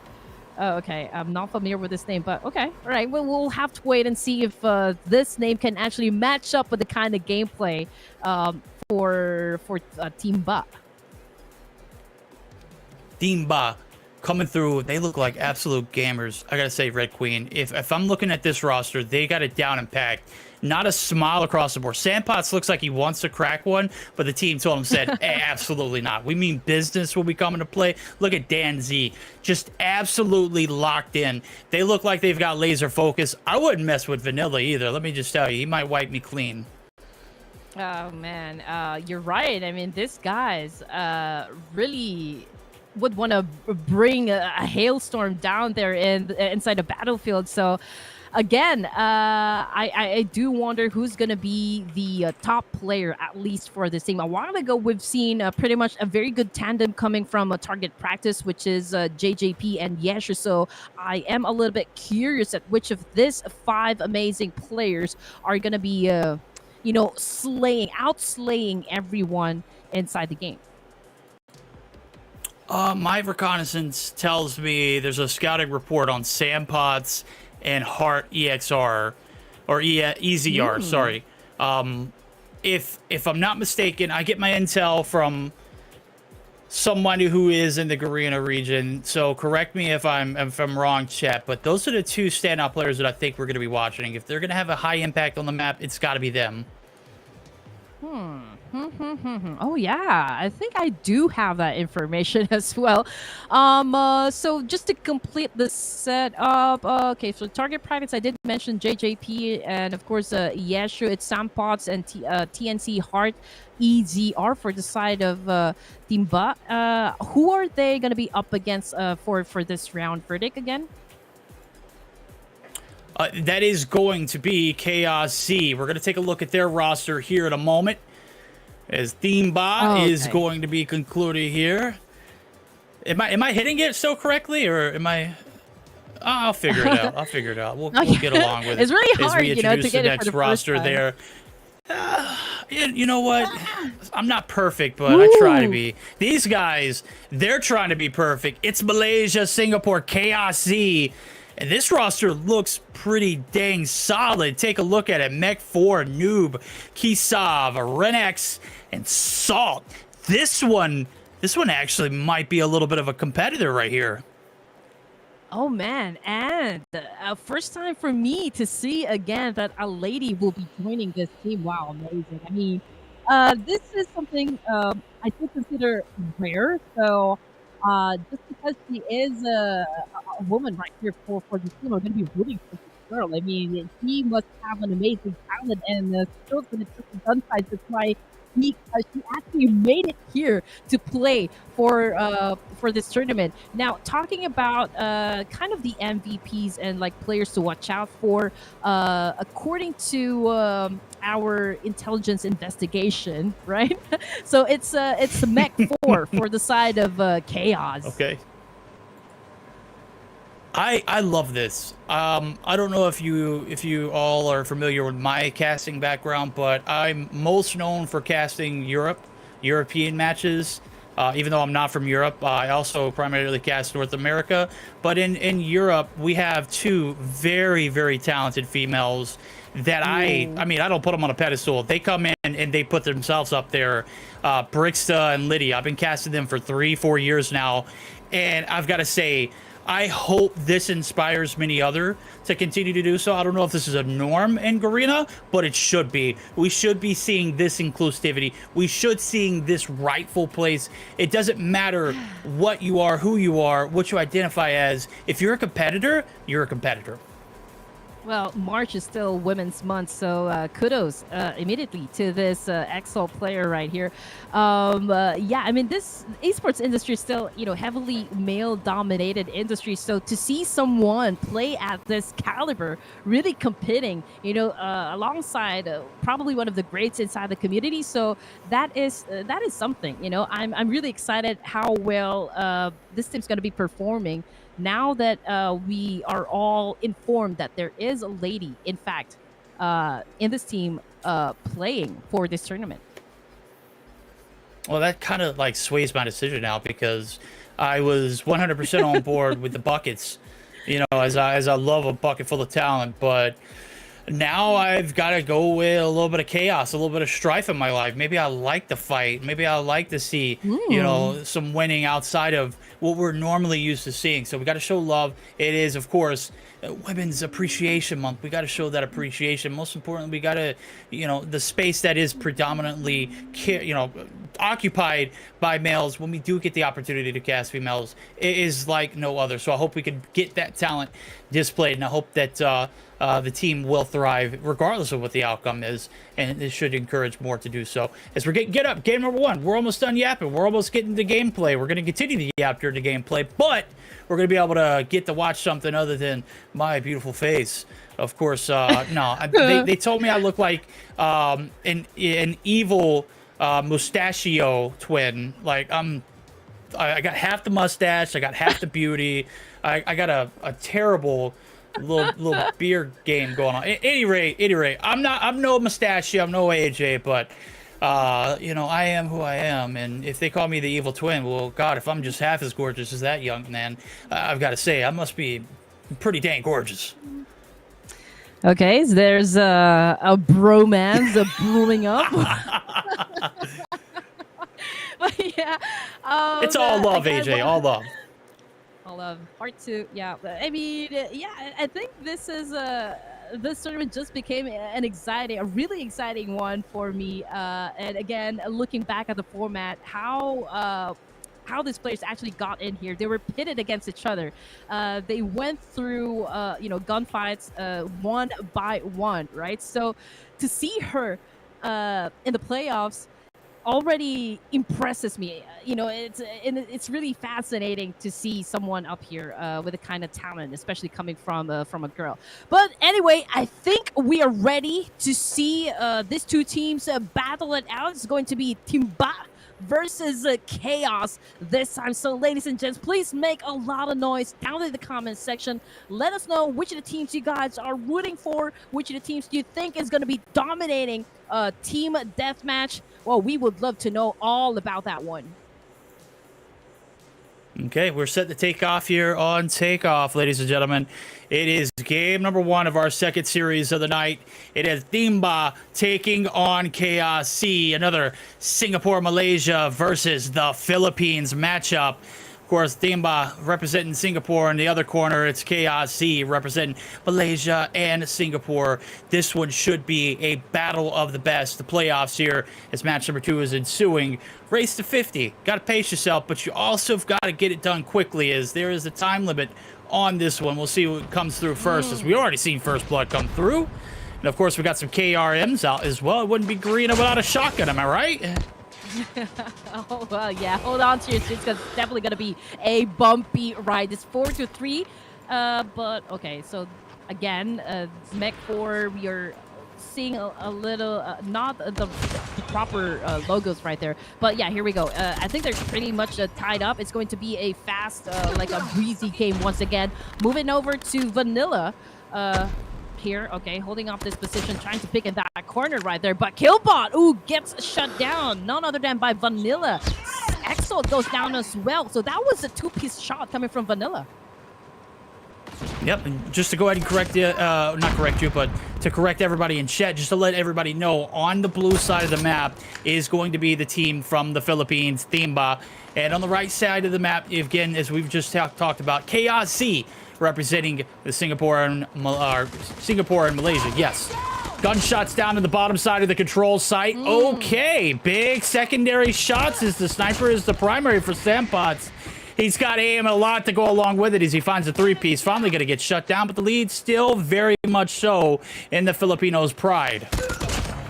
Yeah, it's still a tight competition here. We're just talking about like a 4-point lead coming from the side of TeamBa. Still a lot of back and forth exchange. Dance goes down by the hands of Mech, but Hard Easy R goes down as well. Kazov just followed him. Sampot goes down. Oh man, this is a beautiful exchange coming from both of the teams. It is now 18-17. Oh, we are close, baby. This one getting a little intense. Hunter Killer going to come out for Mech 4. We said he was the heavy carry. So far, he's got 5 on board. He's made up dang near a third as he does get shut down of the kills. And nonetheless, lead going to continue to be in favor of TeamBa. They've got all the power positions in the world. As long as the Master is up here in top red, he's going to be a nuisance across all the map. And inside the main building, inside of construction, you've got the remainder of the players. On the outskirts, you got Ticket Booth covered. Top red's now finally going to be cleared. And, well, now it's a little bit of room for breathing, but dang near halfway through this one. 25 points being collected as the deaths coming through mightily for Chaos Z. Let's see if they can reel it back in. Yeah, TeamBa obviously is very much consistent when it comes to the gunfights. We've got Dance as well as Sam Potts leading up the charge with a huge number under their belt. When it comes to Analyst, now K-Sam just got knocked down by Dance, followed by Mesor. That was a brutal shot coming from Mech 4. Noob was able to shut down Sam Potts and Vanilla. So that was, again, a double kill coming from that player right there. Oh, Killbot with a nice shot from the corner there. And here comes the operators. Noob, Gravity Vortex, trying to send him into a black hole. He's gotten one. And the timer on this puppy, look at this. He's only halfway done. He's already fired 1 shot. He's got 2 more. He's on combo with 7 kills. And this one's neck and neck, 28-27. 6 minutes and a half left to go. And look at this. Respective line of cover in the middle of the map. Nobody trying to make that trespassing through, as we see player number 4 in Vanilla, who is going to put himself in a little bit of a comfortable position outside of tickets. They're trying to make the breach, but they're also trying to keep the lead. And this one is starting to stall out rather quickly. Oh. Yeah, this is kind of a standoff that is happening. Okay, so the numbers are already moving up. It's 30-27, but it is still a tight competition. I mean, the gap is not that much. Now, moving over to Sampos. Oh, man, he gets tagged from behind, courtesy of Killbot. Dance as well got shut down by Mech for 30-31 with 5 minutes and 30 seconds on the clock right here. But we are nearing the end of this match. There we go. Power shift over. Lead back in the hands of Chaos Z. Pride of the Philippines over there in TeamBa. They're trying to reel it back in. They have sold the lead. Here comes operators for them. It is going to be a claw. It is going to be an Annie. The first shot Annie missed. Is going to be able to find the follow-up. Not going to be able to get some shots in as nobody's home. It expires and he gets dropped into 35-33 lead. Now going to continue. Chaos Z causing chaos here in this team deathmatch. Okay, everyone is looking out for some blood. Now, this is the first time Chaos has taken up the lead. It's 38-34, but can they maintain this pace? It can be exhausting because this is, again, very much, it can go through a breeze right here. We can see now XCEED holding off this corner right here. And I wait if there will be anyone that will be coming in her line of sight, but Mech 4 goes down, coming from the kill feed. That's courtesy of Mesor. And again, here comes the trade. Dance on your screen. Finds XCEED, gets the job done. Gets the job done. Ties us up. Here we go. This is what it's made of. 11 kills to go ahead and take the win. Make it 10. As we see the KRM raining havoc there on Mech. With 4 minutes left to go, they've got to make something shake. Killbot shutting down to the sentry gun there. And surely is going to get traded out. The lead still going to be in the hands now as we're getting down to the nitty-gritty. I think at this point in the match, Verdict, we're just waiting which of the teams is going to be making a mistake that could be detrimental, right, for the rest of the players here. It's still 44-41.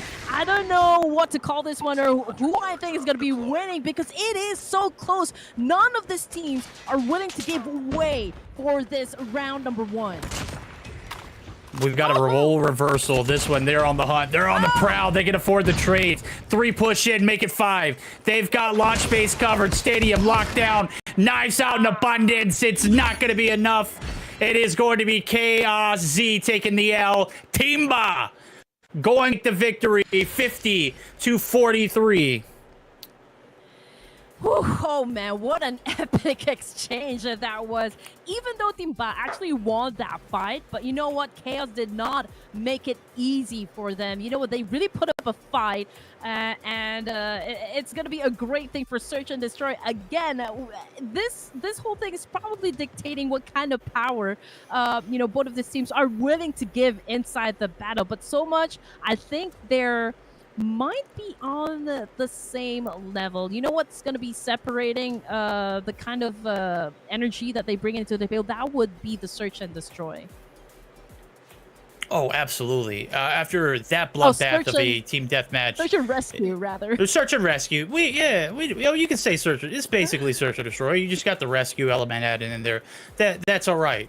It's still Search and Destroy at the end of the day. You just get to rescue your down teammates if they do happen to do so. But I got to agree with you. The level of competition is neck and neck, and this is the best one we've seen yet. Although we're only 2 matches in, we got plenty of more to go tonight. We got to pace ourselves as well. I'm going to be giving out by the end of it. This one is going to be an epic one, though, as we start to see the Filipinos start to come alive here in these matches. And of course, our favorite, TeamBa, coming through with their first victory of the night. They only need 1 to maintain themselves and their status in that top bracket. If Chaos Z doesn't manage to pull this one out again, they get to move down to the lower bracket and make it work. So we're going to get geared up for our second game. We'll figure out what map is now, as we're going to go ahead and see what the post-action report looks like from that team deathmatch. And again, we're going to be talking about which of these players actually stood out among the rest. So for the side of Chaos, that would be Noob with 73, and we've got Dance coming from the side of TeamBa as the most valuable player for their respective teams. There we go. You got it. Pretty neck and neck. And you look at, you didn't have a very good contribution out of Kisov, 3 and 16, not really going to make the cut. In an instance where you're not having a good game, just in order to protect yourself, just try not to take on as many encounters. That is a lot of interactions for a player who wasn't able to pick up the slack. So when you're looking at this is a collective effort, like great in that instance. If Kisov can just learn to play his life, or maybe play with a teammate in a duo, then you see a little bit of a different outcome, maybe a lot different of an outcome. That would probably be the game-changing performance out of this one. As I mentioned before, it was literally neck and neck. At one point, we had a lead swap. We had another lead swap. TeamBa was in lead at first. Chaos Z made the comeback. They took control, and then they lost it towards the end. And, you know, when you're getting farmed like that, it is dang near impossible to maintain any kind of dominance for your team. I mean, like what you said, the level of competition is pretty much tied up, but it's definitely going to be you know, changing the narrative of this story. If you know, when it comes to the gun skills, I think they are the same, but it's, again, for Search and Rescue, it's going to be a different thing, because they will have to rely with one another. They will have to actually do a lot of information gameplay and hold those power positions, as we are talking about just a while ago. So let's see how it will break down for the next game mode. All right, we'll take a look at the highlights here. As we've got some pretty awesome ones coming out of that. Some 1 pieces, some 2 pieces, some 3 pieces. I'm not talking about the anime 1 piece. I'm talking about some of those kill pieces. This one was an absolute beautiful one, neck and neck all the way through. Towards the end, a very dominant performance out of TeamBa themselves. As we started off with a little bit of a lead, you start to see things unfold there for them. Chaos Z made a hell of a comeback, but when you start slow and you end slow, it only results in bad things, especially when you're going up against mechanically great, fundamentally sound players like we saw out of TeamBa. Yeah, Chaos did try to catch up with the number of points, you know, set up by TeamBa. But at the end of the match, I think they dropped the ball somewhere, and it was all domino effect from that point. So again, that's a point for TeamBa coming from the Philippines. Now, what are your thoughts coming in to the second game mode? What do you think is going to be happening? Verdict.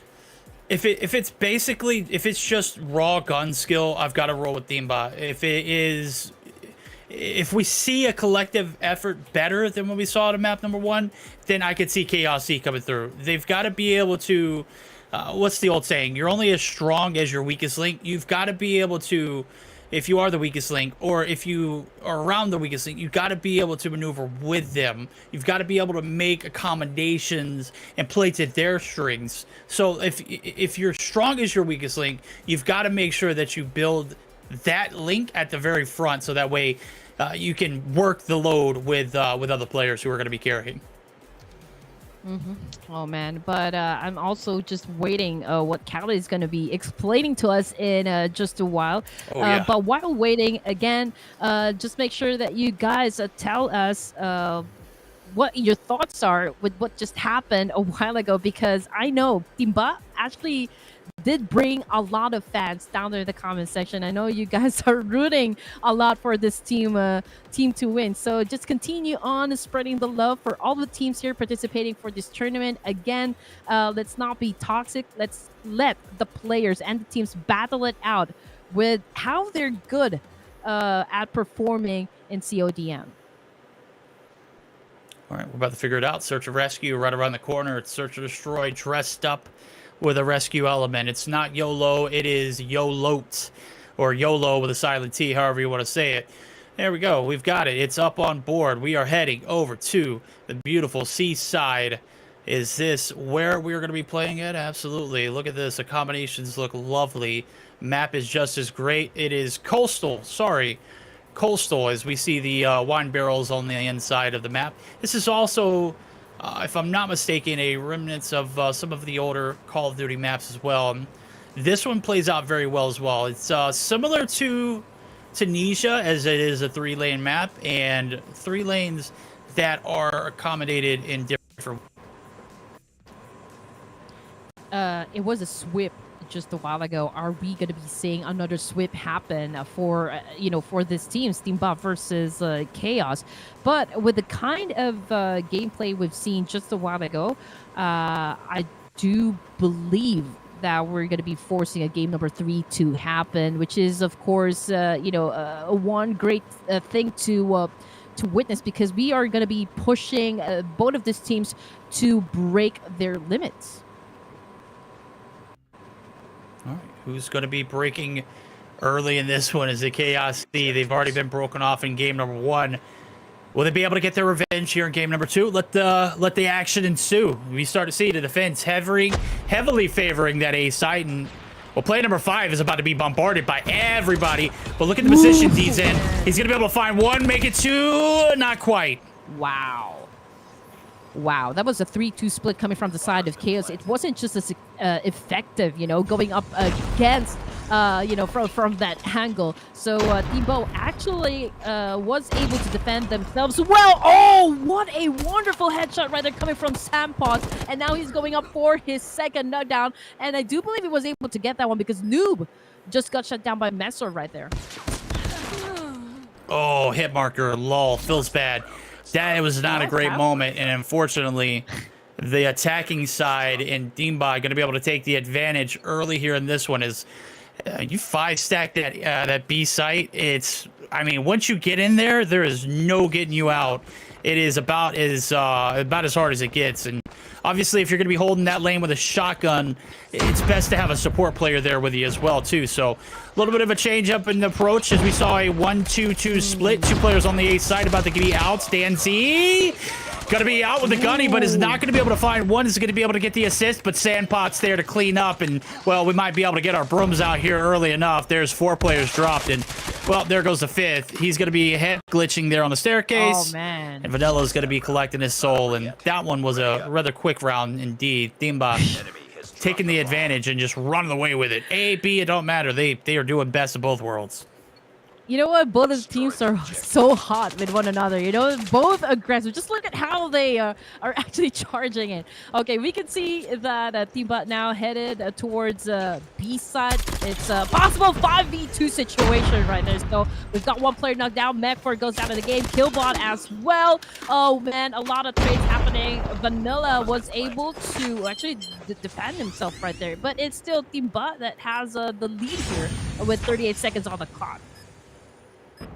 And teams pushing collectively, and I gotta say, Chaos Z is not responding well. Trying to play for a retake on either side as they're splitting their efforts. And when you got a 5-stack, especially at a lane like that on towards that B site, as I mentioned before, once you get in there and you get the kills and you clear it out, you get a res off if you do lose a compadre, it is just nearly impossible. And with the way that things are going, it's been back and forth, back and forth. The mold has been broken now, and nobody is home over at the B site.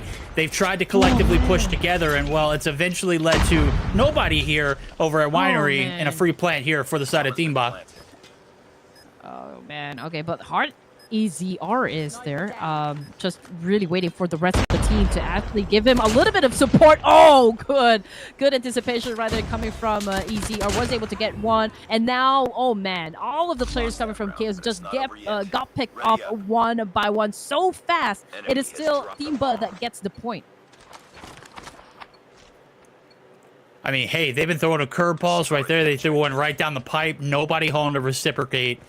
And the retake's not doing well either. So split affair collectively, 5v5, it don't matter. It has been all TeamBa. Right now, they're going to buckle up for an A hit. There's one player there onto the bottom site as the narrow pass and the smoke is going to allow for the trans. Dan Z is going to be able to find his way in. Salt actually going to be able to got him there hot with the PP-19 Bison. Heart Z actually going to be able to get the trade. And with a clean 4v4, this bomb's going to go down. Yeah, adrenaline is pretty high coming from both of the teams here. We've got 2 casualties on the side of Chaos. Still, I think they're doing a wonderful job. TeamBa seems to be, you know, they know what they want to do. They know how to get the kills, and they know actually how to get the W coming from Chaos right there. Oh, it's an easy win. I mean, it's just not that they're playing bad, as you mentioned. It's just they're being one up so quickly, and they don't have a time to respond. It's just such a collective effort, a cohesive unit from the side of TeamBa. Chaos Z not able to figure out how to slice and dice this strategy. Smoke now as they go ahead and buckle up through the hit in the middle. Behind the bar, hello, he's pouring shots. You can get some if you want them. He's going to be able to take down 2, but Vanilla quickly going to be able to take down 2 as well. Kisov getting involved with the nasty 2-piece as well. And finally, the shoe is on the other foot. We've got ourselves a game. Chaos Z going to be able to strike on the board right before we flip sides. All right, this could be the turning point for the side of Chaos. That was a very good game, you know, for this. I do hope they can continue the momentum, they can continue the pace right here, so that they can actually catch up with the numbers set up by TeamBa. And now we can see that the blue team, we can see Chaos right there headed towards the A side. Okay, both of the teams are still trying to find one another, holding off their position, holding off the angle. A little bit of a standoff happening between these two teams. So not aggressive push is happening just yet. Yeah, the difference in gameplay is just, I mean, ridiculously night and day. You look at it, it's a slow approach and a very undecisive one. It's Sandpots holding down the lane here over towards this A bomb site. Anybody try to make their way through, he's got a clear sight of line on them. No res is going to be able to come in with it. So undecisiveness has led to their demise here potentially in this attacking round. There's only a minute left to go on the clock. They've got to make something happen. The good thing, though, is they got the bomb, and they got a good position here for Killbot. Misses the shot. Gonna go ahead and get the follow-up. And 1-for-1 trades, again, lead us to a 3v3. And we'll see if potentially we see a little bit of a comeback. 44 seconds on the clock. TeamBa seems to be applying a lot of pressure on the side of Chaos, but number advantage, okay, still on the side of TeamBa. We got Mess right here holding off this angle.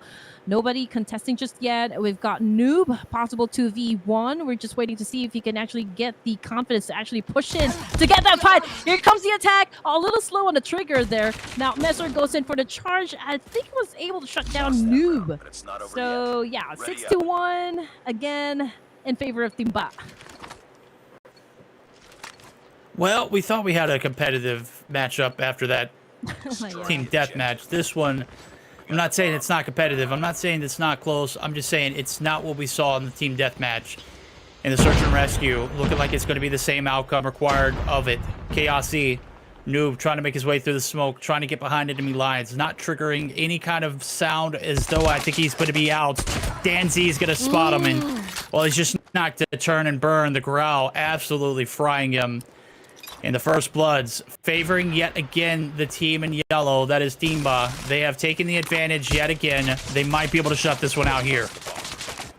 TeamBa with a complete set of players, 2 casualties on the side of Chaos. 6-1, ladies and gentlemen. A minute and 18 seconds on the clock. We've got Heart Easy. Oh, ooh, it gets shut down by Killbot right there. But KSF Mech 4 already out of the game. We're talking about the 12 player left for the side of Chaos. And now he needs to do a good job going up against 3 remaining players coming from the side of TeamBa. 1 player left standing. This is the last hope. Trophy system going to be destroyed. Killbot going to give away his location. Not going to be able to get the shots to land on through. Vanilla with a slide peek. There's 2 there, homie. Sampot's going to be able to get the credit for the kill. 7-1 victory. And an elimination from the upper bracket. Chaos Z is going to be booking their tickets to the lower side of this tournament. Gulag series. We'll take a look at the highlights as they pop up on the screen. But I've got to say, this one, dominant from the beginning to the end. The play style's uncanny. TeamBa is just a better team all through. And they absolutely just dominated from the beginning to the end in this search and rescue. Yeah, Killbot right there tried to slide like he wants to slid into her DMs, but unfortunately wasn't that effective and still lost the fight right there. So yeah, if in case you missed some of the action, here comes the highlights. And again, Killbot tried his best. I'm pretty sure he did try his best, but going up against 3 remaining players, just too much firepower for 1 person to handle. So it's an obvious outcome right there. Yep, homie got left on red. Chat, you know what that means. Yeah, certainly if you slid into the DMs and she didn't respond, she wasn't interested. Right now, we are sliding into those highlights. We'll take a look at the post-action report. We're going to get some info, some big intel from Cali as his segment is coming up. He's going to give us a breakdown. Should be a solid one, but again, put a mark and a tally on board for the Philippines. They've got a way to tie us up and to show us the pride that they have. And TeamBa, our team, our favorite from the beginning. We were right. We just had a gut instinct about them, right? Yeah, I think Cali is ready to discuss some of the big pointers, coming from both of the teams. So Cali, take it away. Hey, I gotta say, that first match and the second match was a night and day performance, right? We got a close match on this first map that we got from TeamBa as well as Chaos. And it started all off with the takeoff team deathmatch that we got here. And just to give you guys a quick brief of what is going to be the key positions you want to take a hold of this map when you're trying to play takeoff in any game, or whether it be S&D, team deathmatch, or hardpoint. It's always going to be those power positions that you need to have in control for you to be able to have that dominance in this game, allowing you to line up easy shots, and you're going to be able to have a lot more height advantage when it comes to just taking down enemies. And those are these 3 spots, right? We got from the scaffoldings on the stadium side, we got the top red and the top control room right through the generator area. And always going to be interesting here is how these players really know how to fight it out. Let's start this clip right here and see what happens. You got Chaos holding down the P2 area, and you got the blue squad in TeamBa just trying to make a quick clean off of that.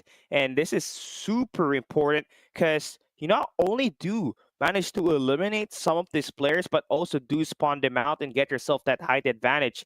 And that's just the start. That's just the tip of the iceberg that we got at this take-up map. Now we hit this pause real quick and we head on to that next clip. We saw another glimpse of those power positions battles that we are seeing from these two squads. Let's start it up here right now. You see they're just kind of all around the map here. But one thing for sure, let's hit this pause real quick and see where Chaos is actually located at this moment. They had a player holding down the top blue. You got players from top red, also from the scaffolding stadium side. And see what we saw from TeamBa, right? What kind of action that they took in this trying to get a hold of this moment. They managed to take down Salt, who was holding down the power position on this area. You see number 2 trying to isolate Niels on this control room. Now you got number 3 and number 1 trying to team up on the scaffolding side to be able to get over that power position. And it was just kind of a back and forth moment for these two squads. So we go into our next clip and see what happens, because this one's going to be what's super interesting for this moment, right? Because not only we do see some of these players just really try fight tooth to nail, but on this next clip that we're going to provide you is a defense that we saw from the side of Chaos. Now, before we even start this clip, right, let's take a look at the positioning that we have here for this squad. Now, they got 4 players holding down the launch area. They got their member number 2 holding down generator area, wherein in a matter of seconds will be taken down by the Hunter Killer drone. Now let's play this clip for a few seconds and see what happens. Number 2 gets taken down, and this players from TeamBa, hey, they saw an opportunity for them to make that push. Now it is going to be a serious backfire in there for them, because once we hit this pause once again, right, there is going to be a quick sweep of the players that were able to try to push into the launch area. And that's why you can see the players of TeamBa were relegated into trying to push. They were relegated and they were spawned out into the Medcare Center. And that was definitely one of the highlight plays that we saw from Chaos, and was an essential role for them at just making that lead to favor them, because that was the only time that they managed to score that lead, 30-31 on our scoreboard. Now on our next clip, this is the most important gameplay of all, because this was the moment where we saw a glimpse of viewers for the side of TeamBa. They were trailing 4 points on this battle. You see, they're kind of all over the place. But this is the time where they decided to bring out their operator skill. Now, we saw their member bring out the death machine, right? He also got a claw and an annihilator invested from these 2 members from their squad, and it really opened things up for them. Yes, they're kind of all over the place, but when we start to hit this clip right here and play it up, you can see the determination is trying to get as much as ground as possible with those operator skills. Soar was able to take down the guy holding down the control room. Then they managed to maintain that mid-map control, and they even got that generators area basically locked down. And it was pretty much such an important attack for them, because once we hit that pause once again, not only did they manage to take away this power position on the launch section, but they also took that lead at this moment, while also forcing out the members of Chaos into the left side of that minimap, allowing them to get a complete reset. And that was just the tip of this, because this led into a very huge snowball from this squad. Let's head over, let's play this clip here once again and see what happens up next, right? Because it was definitely such an amazing push from them. They came in over towards control room. They head over to the generators area. They got that mid-map control, and they just completely turn it around and get that lead. Now let's play that next clip once again. Head over towards that next team deathmatch action that we got. This was it, right? we talked about the battle for power positions and how you want to take over one of those. And this time, at the end, it was the stadium side that the teams were fighting for position. Do take a look at that score, 45-42. Everybody from TeamBa, which is kind of all over the place at the moment, while you got a stacked Chaos team just holding down the left side of that minimap, approaching that stadium side. But here is the problem. Now let's hit this play button right here, because this moment right where we saw the players of Chaos decides to make that push abruptly over towards the stadium side. They did have the numbers game, but hit that pause real quick. The team up from TeamBa was just too imminent, and they managed to completely overwhelm the members from this squad and eventually taking this win through a close margin in this map number 1, a team deathmatch takeoff. They just only needed one more kill at this segment to be able to close that gap. 50-52. It was a hard-fought battle up until the very end. But on the search and destroy coastal that we had, which is on the next clip that we got approaching on this one, it was completely a different approach. Let's take a look at this next clip. Because at this point in time, prior to this round that we are going to be covering, we did had a team like TeamBa was able to manage to completely overwhelm the members of Chaos at the B side at that round number 1. So what did they did next was the very key question here, right? They decided to full send all of their members at the A side where there's only one member from Chaos that's just covering it. At the moment, everybody was just still trying to make that rotation, which kind of took too long for them. And by the time that they decided to push, let's play this clip right here, it was all over for them. They got completely overwhelmed, and they could not just really signify a lot of this approach because of the numbers game that was on the A bomb site. And yeah, let's play this clip right here and see what happens. Sampot's able to take one kill with that LCAR-9, able to take down 2 there as well. And yeah, everybody playing that winery, they just got completely obliterated, and therefore I believe is the fastest round that we got in search and rescue, with 22 seconds just utilized to be able to get that win. Now let's go into our next round here. Now we saw so much of that full send push for TeamBa at that A and at B side on the first 2 rounds, and here it was kind of very unique because they managed to have an open plant.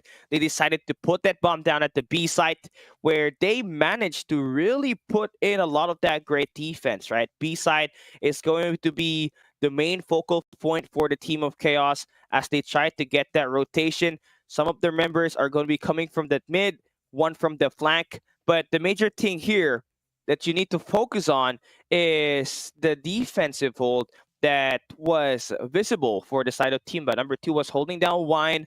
Number 5, he was definitely trying to play that B side entrance from the flank. Then you got number 1 holding down the blue side near the bodegas. And yeah, they just managed to completely steamroll this one. Take a look at this clip right here. Let's play it up and look at that rotation coming in from that blue squad. They were taking their time, but Sampot's able to get a quick kill with that sniper. And yeah, he was able to find 2 off of that. And all they just had to do was try to finish up this last 2 players to get that job done. And that was eventually was a snowball round. They took 4 rounds on the first 4 rounds, exactly right. And on the next clip, this is going to be quite a refresher because this was the only time where we saw Chaos was able to take that win through a sniper. Now let's play this quick kill here right now and see what happens. You see number 4 in blue, he is holding down that angle on that mid-map, and he saw 2 members in there, quickly gets those 2 kills. Number 1 was holding down that mid-map. Number 3 will be coming in to get that pressure, and number 5 was just too surrounded. He could not sustain his life out there, and he was taken down. That's the only round we saw from Chaos, and TeamBa was able to secure this victory through a dominant margin as well. So that makes it a tie on the series between the MYSG and the Philippines region. And coming right up next will be brought to you by Red Queen and Verdict, will be the battle between Sentinels and Radical Requiem. And this will be another MYSG and PH matchup. So you do not want to miss this action. This will bring these players a battle for that next step of competition at the upper bracket. And this will conclude our analyst segment. Hope you guys learned something from this moment when you play your team deathmatch in your SNR or search and rescue. And we'll be right back after this battle between our match number 3. Requiem, Verdict, take it away.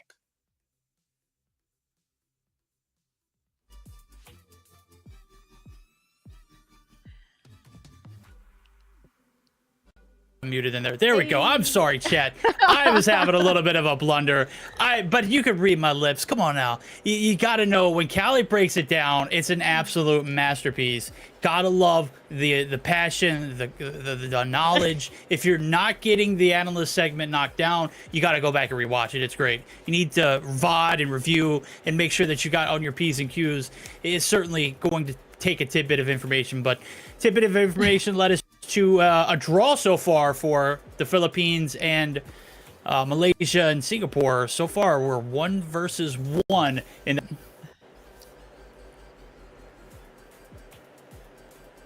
You know what? I feel like I'm attending one of Cali's classes, you know, how to be good at COD, right? Yeah, but TeamBa, again, with the Swift, you know, during the TDM, they're pretty much tied up in terms of gameplay and gunfights with Chaos. Enough to assume that we are going to see our first hardpoint match to happen this evening. But nope, you know what? It was an absolute landslide win right there by TeamBa going up against Chaos.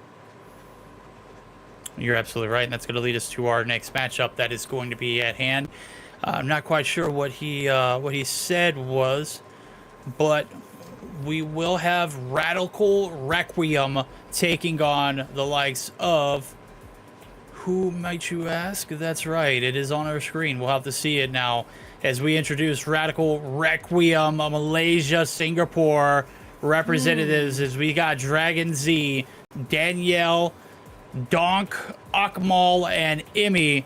A solid lineup here representing the Malaysia-Singapore region. And an awesome name, too. Pretty radical, if I say. Yeah, I mean, I'm already scared at Dragon Z right there. I do wonder if he has all the Dragon Balls to actually summon a certain dragon just to make sure that a Radical Requiem actually wins the fight. So again, this boys right here representing Malaysia and Singapore, and they are about to take on a team, if I'm not mistaken, coming from the Philippines. That would be Sentinel. We're just waiting, of course, for the roster or the lineup to actually pop on the screen so we can introduce them one by one. But this is one thing that I noticed so far, Verdict. All of them are wearing face masks. Oh, they gotta know. Right now, they're professional gamers. They're taking notes from Aerith. You know, they're trying to protect their sanctity, right? You know, at some point, they'll be able to, you know, come out and show us all. But for the time being, they got to protect themselves, and we can't dawn them on that. Now, as we represent, or we show us who is going to be representing the Philippines in this one, it's the Sentinels. Take a look at El Lamao. We saw him earlier. I don't know if that's how you pronounce it, but I said Lamao as in LMAO. It's LEMAO. And then, of course, we've got none other than Perry, because that's how you pronounce Perry right there, as well as 390 Carl, Ken, and Yui. This one should be an interesting lineup, too, as well. No face guards there. They are grilling it out, baby. And everyone is, no, not everyone, but at least one of the players is smiling right there. I'm just trying to check, how am I supposed to read this name? Okay, but this is also one interesting part right here, Verdict. Ken seems to be just a baby here. I didn't want to say it, but I'm glad you brought it up. Ken, our baby brother, he's grown up, and my guy is frying. He made it. And look. We'll just go ahead and recap. To get to this point, they had to beat 2,000 other registered opponents, right? So they had to have been the best at something. And my guy reminds me of Neil from Europe. He is also a fellow Filipino. So he will let you know that, hey, buddy, we're here to game, and my guy looks like he is going to fry. I ain't going to discount him for his size. You know, these are the kids that you don't want to get go up against when just in case you guys are like playing a casual game, right? I wouldn't even dare, you know. Again, like I said, I used to play a lot of video games, and if I can still do that right now, you know, just play the whole day, I would definitely go for that one. But yeah, amazing times to be alive, especially for these kids right here. I mean, can you imagine having a career just by playing video games and actually earning a lot of money eventually? You know what? I know some players who actually drives a sports car just because they have been winning left, right, and center, you know, and all the tournaments that they have actually participated in. Look. Oh yeah, I got a guy that I play with on the regular, like literally day oneer. You know him as Tectonic. He is the straightest shooter in all of Call of Duty Mobile, as they would say, and he's the homie. Yeah, we talk about it. Yeah, he also drives a sports car, and he's put plenty of money into it. Let me tell you, you can make a very lucrative amount as well. As he's up there in the top earnings category. Don't know where he quite sits, but at one point it was at 3. Marshy, another good homie as well. He just bought his mom's house. So yeah, you know what? You can certainly make a respectable living, is maybe even live outside of your means. As some of these tournaments, they pay heavy money. Right now, we are paying COD points to get you into the thrill of it. And then, you know, later on down the road, if you take this tournament, you get an opportunity to participate in other ones. We won't go into too much detail, but we'll share that later on as we're getting geared up for it. It is the Sentinels. It is Radical Requiem coming up in just a moment. Another best of 3 as the TDM is going to start here momentarily. Based off of what we just saw, I think I got to favor the Sentinels, man. They came out, you know, in their pictures, they were proud. I love to see it. Yeah, it reminds me of my my little cousins, right? Whenever we have a gathering back here at home and we actually invite each other to come and play in a certain game or like an FPS game, I really don't want to go up against them, even though I do love playing video games. It's just that I wouldn't even dare. How many 1v1s like, have you lost to your cousins? Because this sounds like a scarring story. Do I even dare say, man? I don't even want to bring it up. You know what? I feel horrible for asking. I'm sorry, because I know how many I've lost. It has been plenty. Oh. I've got a nephew who tears me up in any game mode. It doesn't matter. It could be Fortnite. It could be Call of Duty. It could be PUBG. It could be any of that.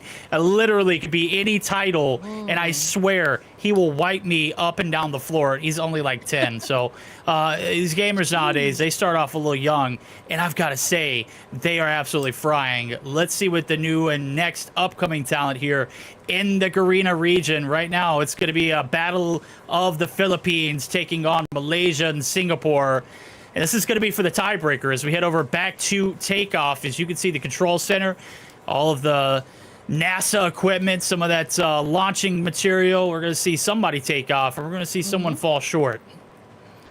Yeah, and we gotta say it right. I think the proper term right now, if you're actually very good at what you're playing, is that you are really sweaty when it comes to this thing. So I gotta keep up with the trend here. And again, we're back into playing a team deathmatch. We did talk about not giving into pressure. I mean, it's always a gamble entering a new round. You just have to focus more on like what else you can do and be proactive rather than getting a sour mood just because you lost, the previous match, because that could definitely impact your gameplay on the negative side. Probably, what just happened with Chaos. So I do hope the other teams pick up on this one, because even though they lost the TDM, they did put up a good fight. So we don't know exactly what happened. So is this going to be a different story between these two teams? So far, we can see that the blue is actually winning the gunfights as we speak.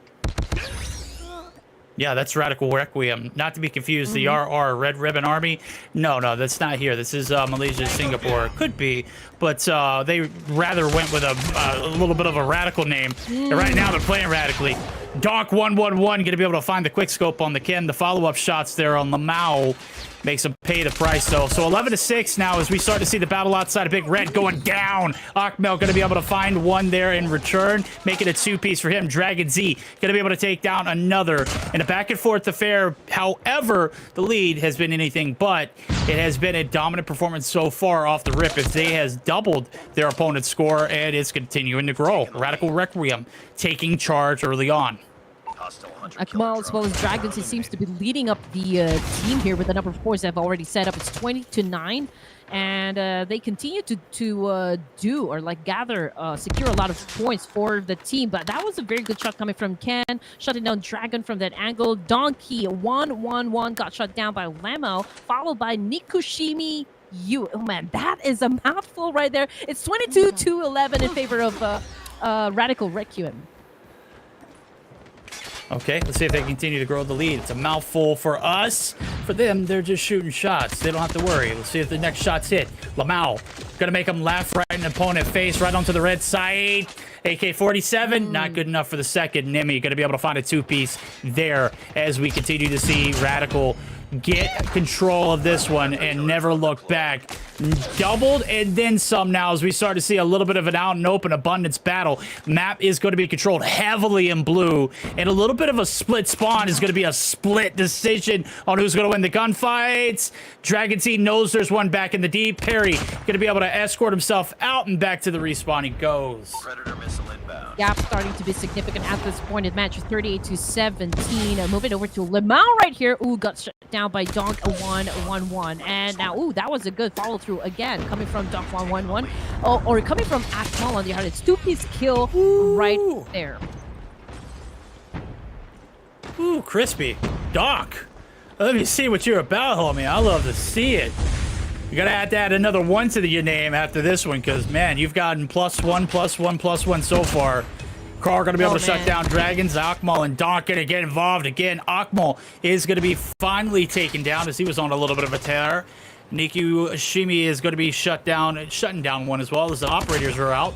Sparrow gonna be burned for Emmy. He's gonna be able to find one.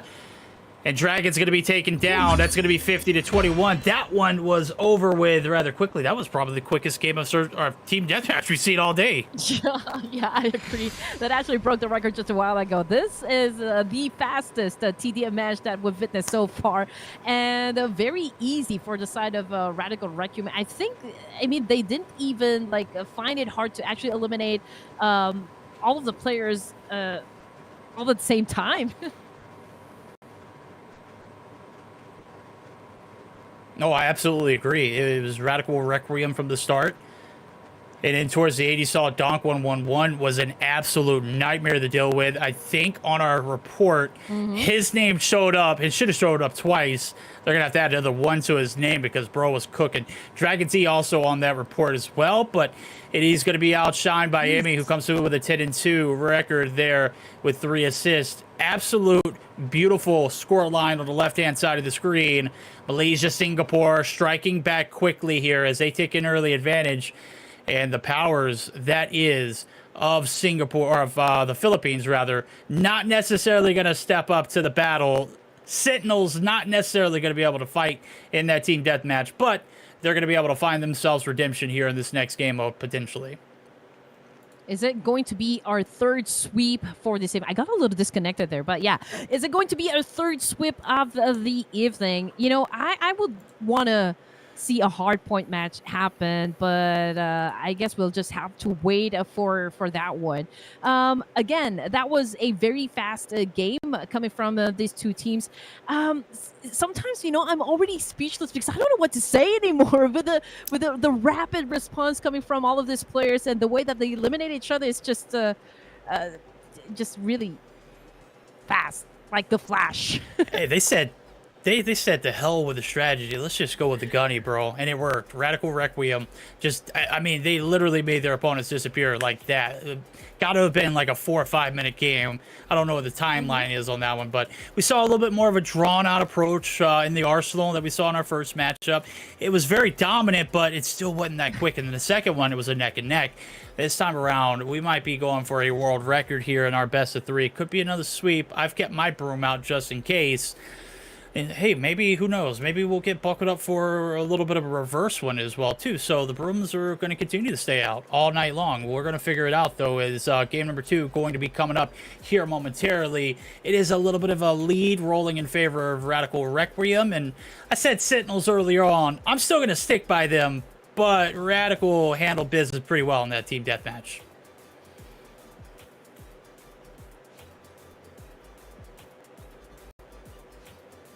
All right. Looks like we have a little bit of a disconnect there on our end. Look, she's so happy with what I was saying. She just continued to be happy. She's gonna reconnect here in a moment. Requiem will be joining us now as game number 2 is right around the corner. Hopefully, we will be back in full attack here in just a moment. Search and rescue right around the corner. I don't know if it's the same. I don't know if it's the same map pool as we saw earlier, but we will figure it out together now as we're about the mid map or the mid marker for our series of the day. 6 matches in total. We are halfway through our 3rd series of the night. Just 3 more to go if you're still with us. Keep on a trucking, baby. We've got a long night. Hope you brought your snacks. Hope you brought your refreshments. Hope you brought your appetite for some Call of Duty Mobile, because we're going to be doing it all weekend long. All that is COD is all that is great. Call of Duty has been hitting strong, and what better than to go back to a classic? They're here for the search and rescue. It's Standoff. It's Radical Requiem. It's Sentinels. It's game number 2. It is going to be a banger.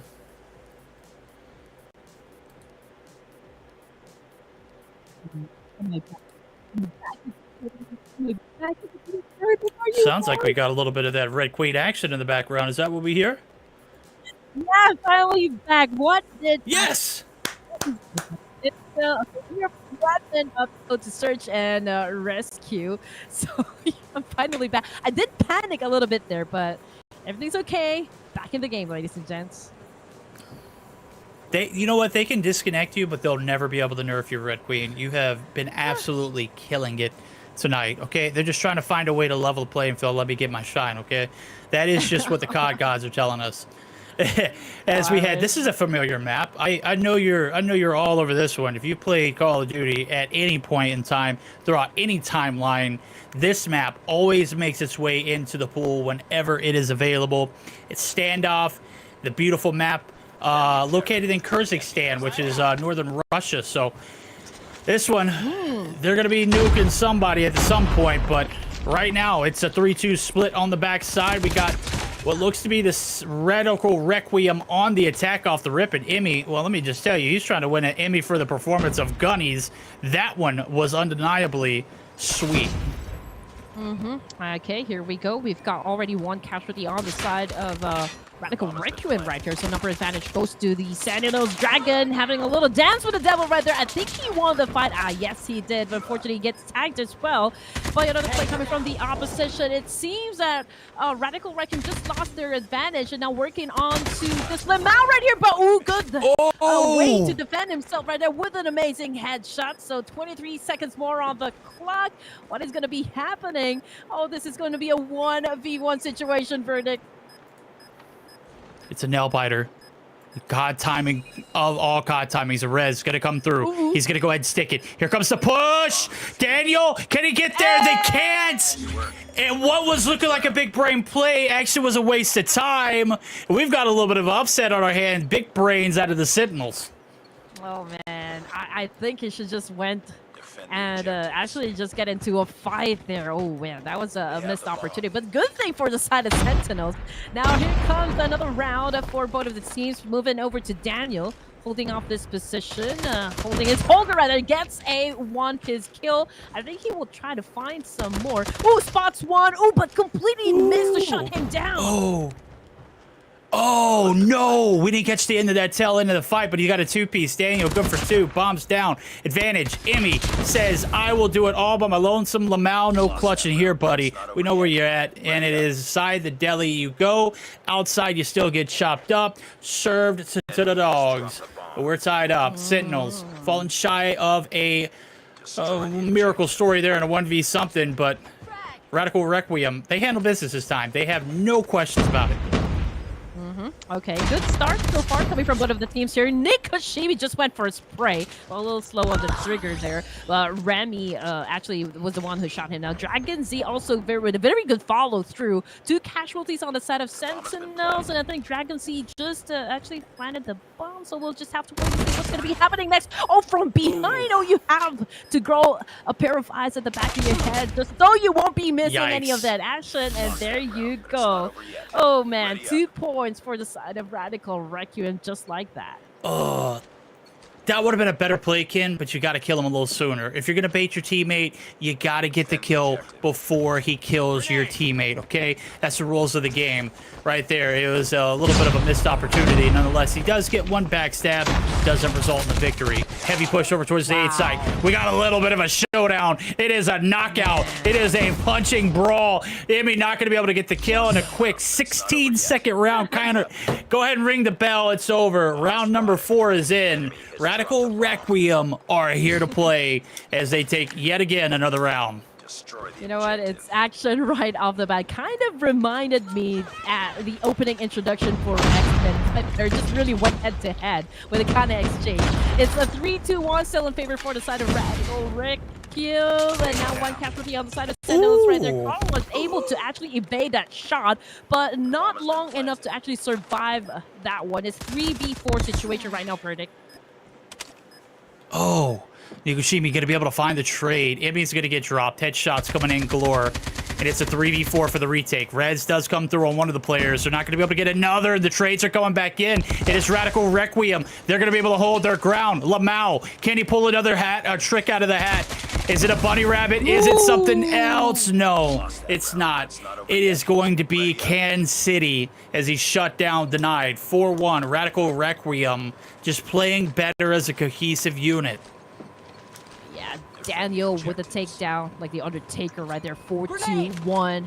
We've got an absolute amazing lead with Radical Requiem right there. We can see a lot of nades being popped out. We've got Daniel again with an exchange winning that fight. So far, so good for the side of Radical. I mean, it's pretty obvious that they are already consistent. I mean, at least for this round. Oh, and they've done the biggest damage too, taking out the top frag. You take out Lamau, there's nothing to laugh about. Amy gonna peek the corner. Perry gonna drop yet again, and that's gonna leave 2v5 here as the plant's gonna go down over at the B site. Love to see it now as they're covering all angles. Dragons gonna finally go ahead and stick it. The last 2 players left alive for the side of Sentinels are stuck in a corner on the cubby side of A. They've got to come out and play at some point. Is now the time. Amy says, I am not waiting. I want more. Ken, yet again, going to get some back shots. Is going to get some front shots, too, but is going to be boxed out for life. As we see, yet again, another dominant round there for Radical Requiem. And there we go, a side flip. Maybe a little bit less pressure for the Sentinels to perform, as now they're going to have to do it on the attack. What a way to end the fight. It's an absolute haymaker right there. Now, we're talking about just 2 more points before Radical actually takes the victory here. And now we've got Dragon Z, okay, just holding his position right here. It's a little bit of a stand-up coming from both of these teams. Nobody is pushing, but we can see that Radical just staying right inside A side. But I do know, and I do feel that Sentinels, they already have an idea that B side is empty. Now, we're just waiting for them to actually gain that confidence to push in and plant that bomb.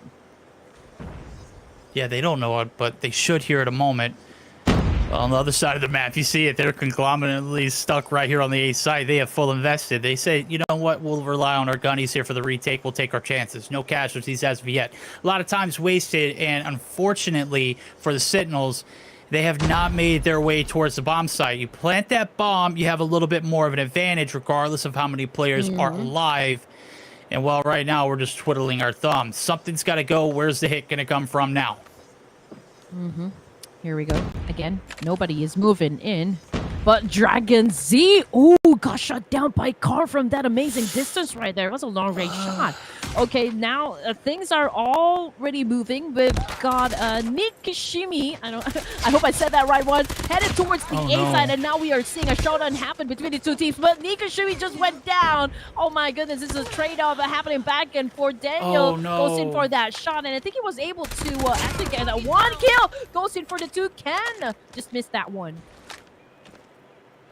This was just a bad read, and it's turning out to be even worse. 1v2, Donk 1-1-1. He wins that one for the home team, and Radical Requiem, yet again. You mentioned it earlier on. They had the B side wide open. You get a frag coming through from Carl, who picks off someone A site. You don't have anybody in any kind of form or capacity. Where could they be at?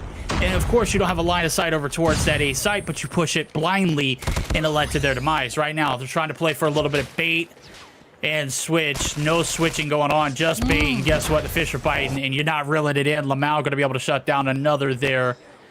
But it is 1-for-1 trades. Carl's going to be able to open up with another as well, too. So maybe we start to see a little bit of a comeback.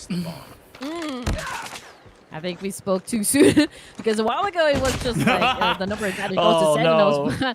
Yeah, I mean, again, Team Radical was able to flip the script and won the fight. So this is another sweep right here, Verdict. Yeah, I know Cali's going to have a little bit of a great time of breaking this one down as we're going to see the highlights here in a moment. It is going to be a spectacular one here. Sentinels misplayed very well, or just misplayed a lot, especially on that attacking side. The defending side, not necessarily having the best, but when you have a poor defending side, you got to counter it with a better offensive, and the offensive reads just weren't there. You go back and you brush up on some of the stuff that happened in that search and destroy, or search and rescue, whether you start to see where you went wrong, and you can correct it later on down the road. Yeah. They're going to be sent down to the lower bracket. The Ninja Defuse was the only highlight of the night from the Mao in that Sentinels roster. Unfortunately, just poor decision making and not necessarily the best gunfights being taken all throughout. Yeah, it was really a missed opportunity right there for the side of Sentinels. But yeah, getting down into the lower bracket, I do hope they learn from their mistakes and actually make a strong comeback, you know, for the next time that they will be having the opportunity to actually redeem themselves. But yeah, that is another sweep right there. Every game that seemed to happen for tonight, Verdict, all happened very fast. Very fast, very quick, very abrupt. Sweeps are out. We don't need hardpoint. They don't want us to have fun. They also know that we have sessions to cast tonight, and I'm okay with not seeing a hardpoint on day one as we are rounding out the hour. Right at the top of it. It's 11 p.m. GMT. So I know everyone's getting a bit tired on a Friday night. Hope you're enjoying the content that we are providing for you as we're going to get geared up for our analyst segment. I know Cali's got his work cut out for them for that search and rescue. But we are going to get geared up for that one. He is going to have a lot to talk about, especially in that search and destroy. So stand up and the breakdown coming up here momentarily. So far, so good. We had a tie between the regions, but it looks like Malaysia, Singapore is going to be able to take the advantage yet again. It's 2-1 as the Philippines are down. They're not out, but they're down. They still have a chance to come back, though. So there you go, ladies and gents. I mean, I'm just getting ready, you know, waiting for Professor Cali to actually do what he does best. That is actually just teach us what went wrong, what went right coming from both of the teams here. We're just waiting for the cue to actually, or like waiting for the green light to switch on over to Cali rather. But what do you think Sentinels could have done, you know, coming through from that fight? It's really hard to break down on the defending side because there was not a semblance of strategy other than splitting apart. You've got certain amount of defensive strategies that you've got to be able. You got to be able to hold the lanes, and more importantly, you got to be able to win your ones. It boils down to a lot of gunfights missed, and on the attacking side, missed opportunity, as we only got to see one over towards that B bomb plant. But Cali's going to give us his insight. We're going to go ahead and forward it over to him, let him break it down. You got your work cut out for you, buddy. Hey, man, I mean, thank you so much there, Verdict, as well as Red Queen. I mean, that was such a fast game that we had, right? I think it was even faster than the targeted practice in the Vaya Con Dios match that we got a little bit earlier today.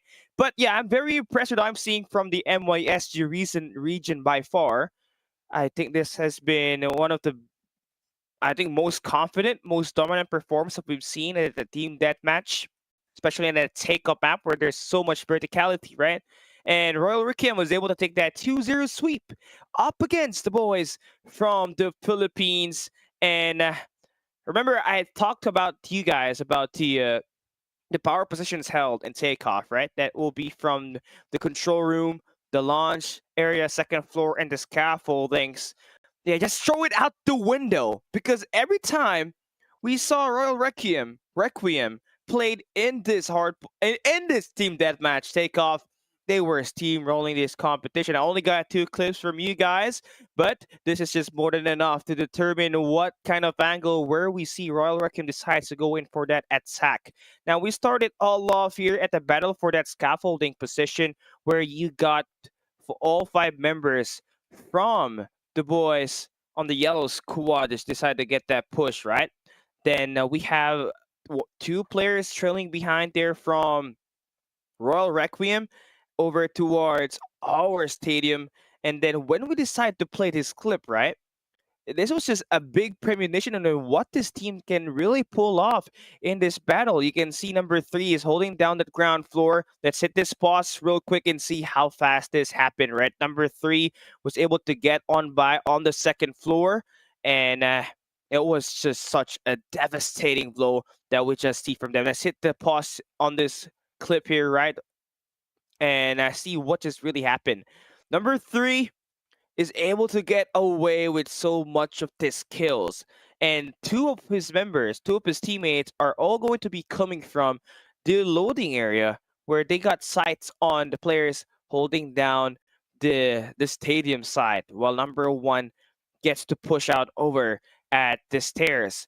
And this is just such a great performance and a great show of confidence for Royal Requiem when they decide to play this map number 1 a team deathmatch, because they did not just took down players at a standpoint, they took down these players as well as take that power position and force these players to spawn away from the usual spot that they have. So you can see players spawning by the generator side, you can see them get that health center spawn, and this team deathmatch was just really a great showcase and a clinical gameplay that we saw for Royal Requiem. Now we take a look at this second clip on this team deathmatch takeoff. Still the same kind of dominance that we got from them, right? Still the same scenario as well from that stadium side where we saw, Team Yellow holding down this the stadium side. Now this time they were holding down the loading section.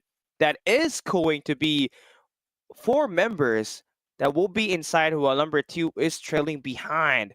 But look at the play coming in for Royal Requiem. Let's play this clip right here and see what happens next. You can say that this launch section is gonna be completely overrun by Royal Requiem, because they do. Aqua was able to find 2 in this power position, and this fortress that we saw that this yellow squad was able to build up, all gone in seconds, just because of Akmal and the close range SMG that they were able to pull through in this map. This was such, a great showcase of skills and great way of breaking in multi-angle for Royal Requiem, and just brings to a point that this team has got that potential to be something great. And to just add more substance onto that, we head over to Search and Destroy. This had my mind boggling. Now we start the game off expecting Royal Requiem to dominate. Yes, they do. Look at the numbers that they got here. It was a 2v5. 2 players only for the side of Sentinels at this point in time. Let's play this clip right. It's going to take long, but you would think that Royal Requiem at this point, with all of these numbers in their hand, would have the best chance at winning this. But look at the play from number 1, Lemao. He was able to take down 2 players here. It is going to be a 1v2 situation. He took down 1 more player holding down the delis. Became a 1v1 with only 26 seconds left. Now focus on the attention and the objective of these 2 squads right here. Number 4 in blue, getting his teammates resurrected while this player is going in for that defusal. And by the time that this player is from Royal Requiem was able to get that rotation through, the bomb has already been ticked off. And that was a round win for the side of AXG. But, this dominance was kind of expected for Royal Requiem, but this was just a sudden outplay for them. So what did they do right up next on this round? Number 2, let's hit that next clip and see what happens. This was a grudge round that I would love to say. And I'm not going to say it, right? We have, looking at our formation here, they got, this squad, Royal Requiem, have number 4 holding down the backside, number 5 holding down the mid gardens. You got number 1 trying to put that bomb at the A site. 3 is covering that mid lane, while 2 is providing that kind of just support as a sniper for this squad by holding down that bakery side. Now, let's move in, play this quick replay right here and see what's gonna happen, right? They will decide to go in for a very aggro push yet again. This time through a play from a sniper from the box backside. Then you got number 5 there in Akmal just pushing. That Grandma's already finding 1 kill off of that, and by the time that this player left for Sentinels, came in and running for his life, was going to get picked down there by Daniel, and they just immediately took over the spawns of the enemy just by utilizing the sniper from the base side all the way from the gas station and just finding that deliberate push from Akmal, player number 5, to enter that Grandmas. And to make it even more impressive, taking a look at our next clip right here, I think this has to be the record for our Masters Gladiators. This was the epitome of Royal Requiem, and I think this team has really got that high potential because they've thrown so much of these gun skills around. Play this clip right here. A site is where they would love to play that push, and we saw Sentinels trying to get that same angle. They wanted to play fire with fire, and when we played this clip right here, you are going to be gone in just 16 seconds, right? Because that push definitely favored the boys of Royal Requiem. We saw the dominance from the team that match. They completely overwhelmed them with the numbers, and they spearheaded everything up. 16 seconds, all in the round number 5. And they immediately got that kind of dominance, right? And yeah, Royal Requiem, definitely something to iron out for at the upper bracket. And to finally top it all off, right, on this battle at this S&D, I was definitely shocked about this one. This next clip right here, I know that last clip was insane, 16 seconds, a complete team elimination, all at that A site, but this was supposed to be a play where Sentinels is about to take their round win, right? They were playing a 4v3 situation here. They got number 5 holding down the delis. Most of their players are at the A site already. But looking at Akmal in his position in this battle at the moment, right? You would think that he is going to get overwhelmed. And now, again, focus your attention at the A site as we try to play this clip right here. It is going to be a complete outplay, most definitely, right? And it was definitely so. They immediately get the quick flush down at the A site. Number 5 was just kind of trailing behind for Sentinels. Eventually, he did get 1 kill. Decided to get the rep position, but the numbers and the bomb being dropped at the A site meant that he had to go pick it up with only a few seconds left on the clock. And eventually, he was taken down, and Royal Requiem was able to take that 2-0 victory and this map itself to advance to the next stage. Now, if you are a Sentinels fan, it's not over from them just yet because they still got a match at the lower bracket later on, but they gotta fight for their survival at that Gulag bracket. Then it is going to be decided, right? We got one more game at the upper bracket. It is going to be XCEED KURZO versus the Big Boys. Another MYSGPH matchup. And so far, it is the MYSG squad that has got the numbers here. Let's see what will happen in this coming game.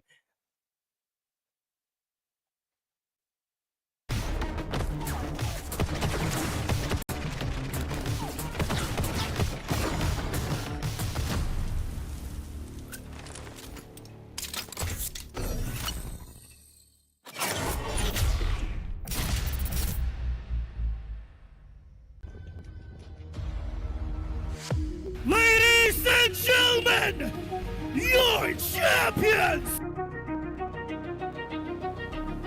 Now find really a good chance of winning that. Oh, crazy battle. And just like that, and I think... From Kane, 32, currently in favor of ALX, what? Slowly turning the tide.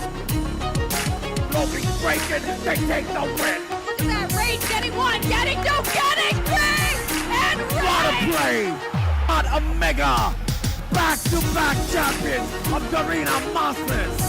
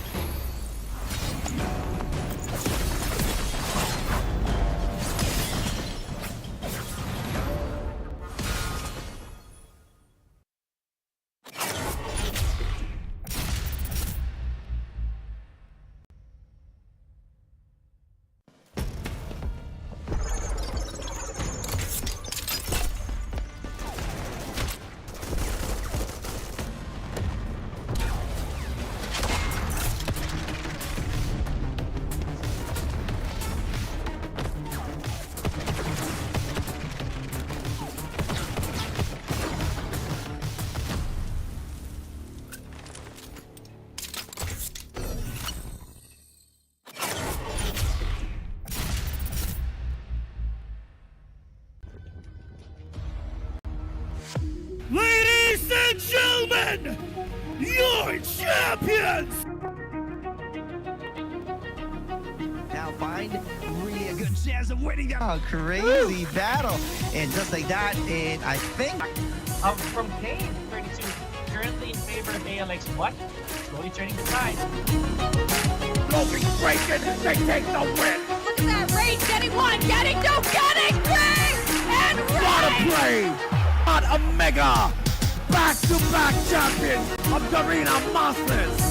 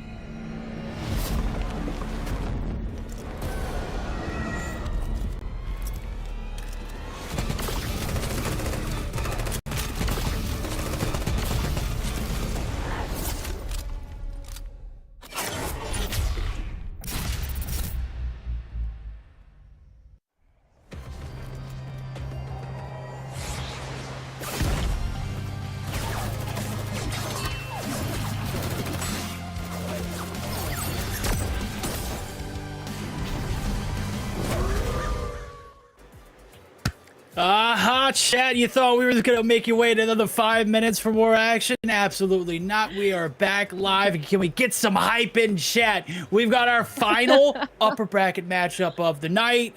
It is EA XCEED taking on the Big Boys. Red Queen, talk to me. This one looking like it's going to be another spicy matchup of the night.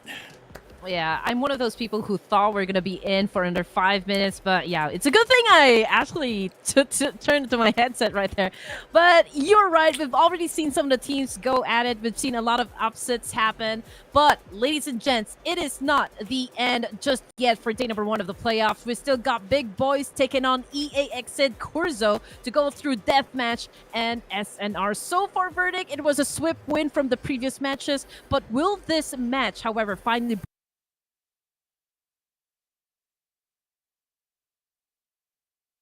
Well, looks like we're having a little bit of a technical difficulties. Hopefully you all can hear me as we're going to be introducing the team from the Philippines. It is none other than EA XCEED.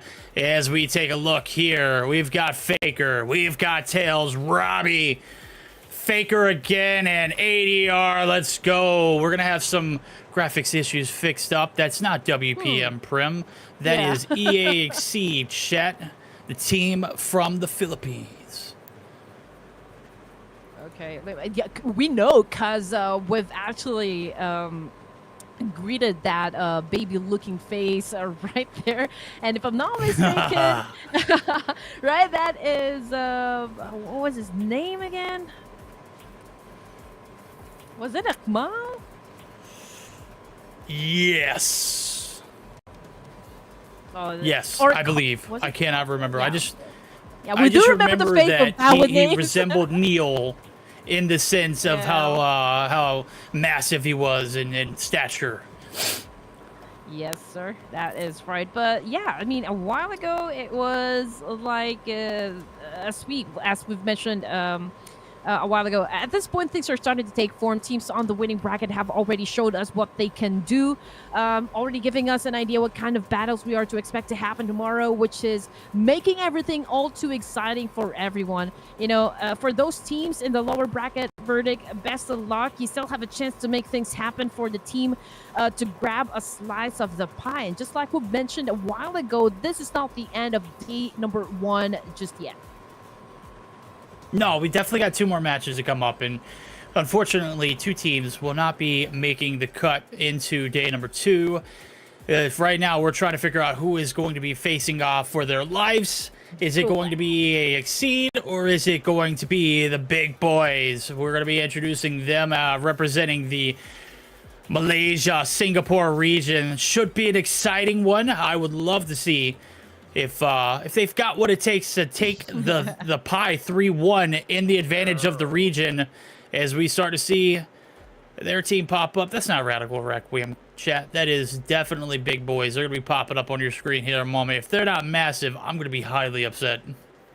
Yeah, I'll just have to be a little bit patient for the production side. So please bear with us. You know, some of the things we really cannot control. But rest assured that we will be giving you guys a very hype game, a very good show for everyone to enjoy. Just so, like what we mentioned a while ago, it is going to be Big Boys versus EA XCEED KURZO. Now, we've already given you an idea which of the players are going to be playing for XCEED. So that was Preem, Tails, Robbie, Faker, and ADR. We just haven't seen their faces just yet. Now, while waiting for production to actually show us what the Big Boys are actually, what they look like, we'll just have to wait and see. You just have to continue on making some noise for your favorite teams down there in the comment section.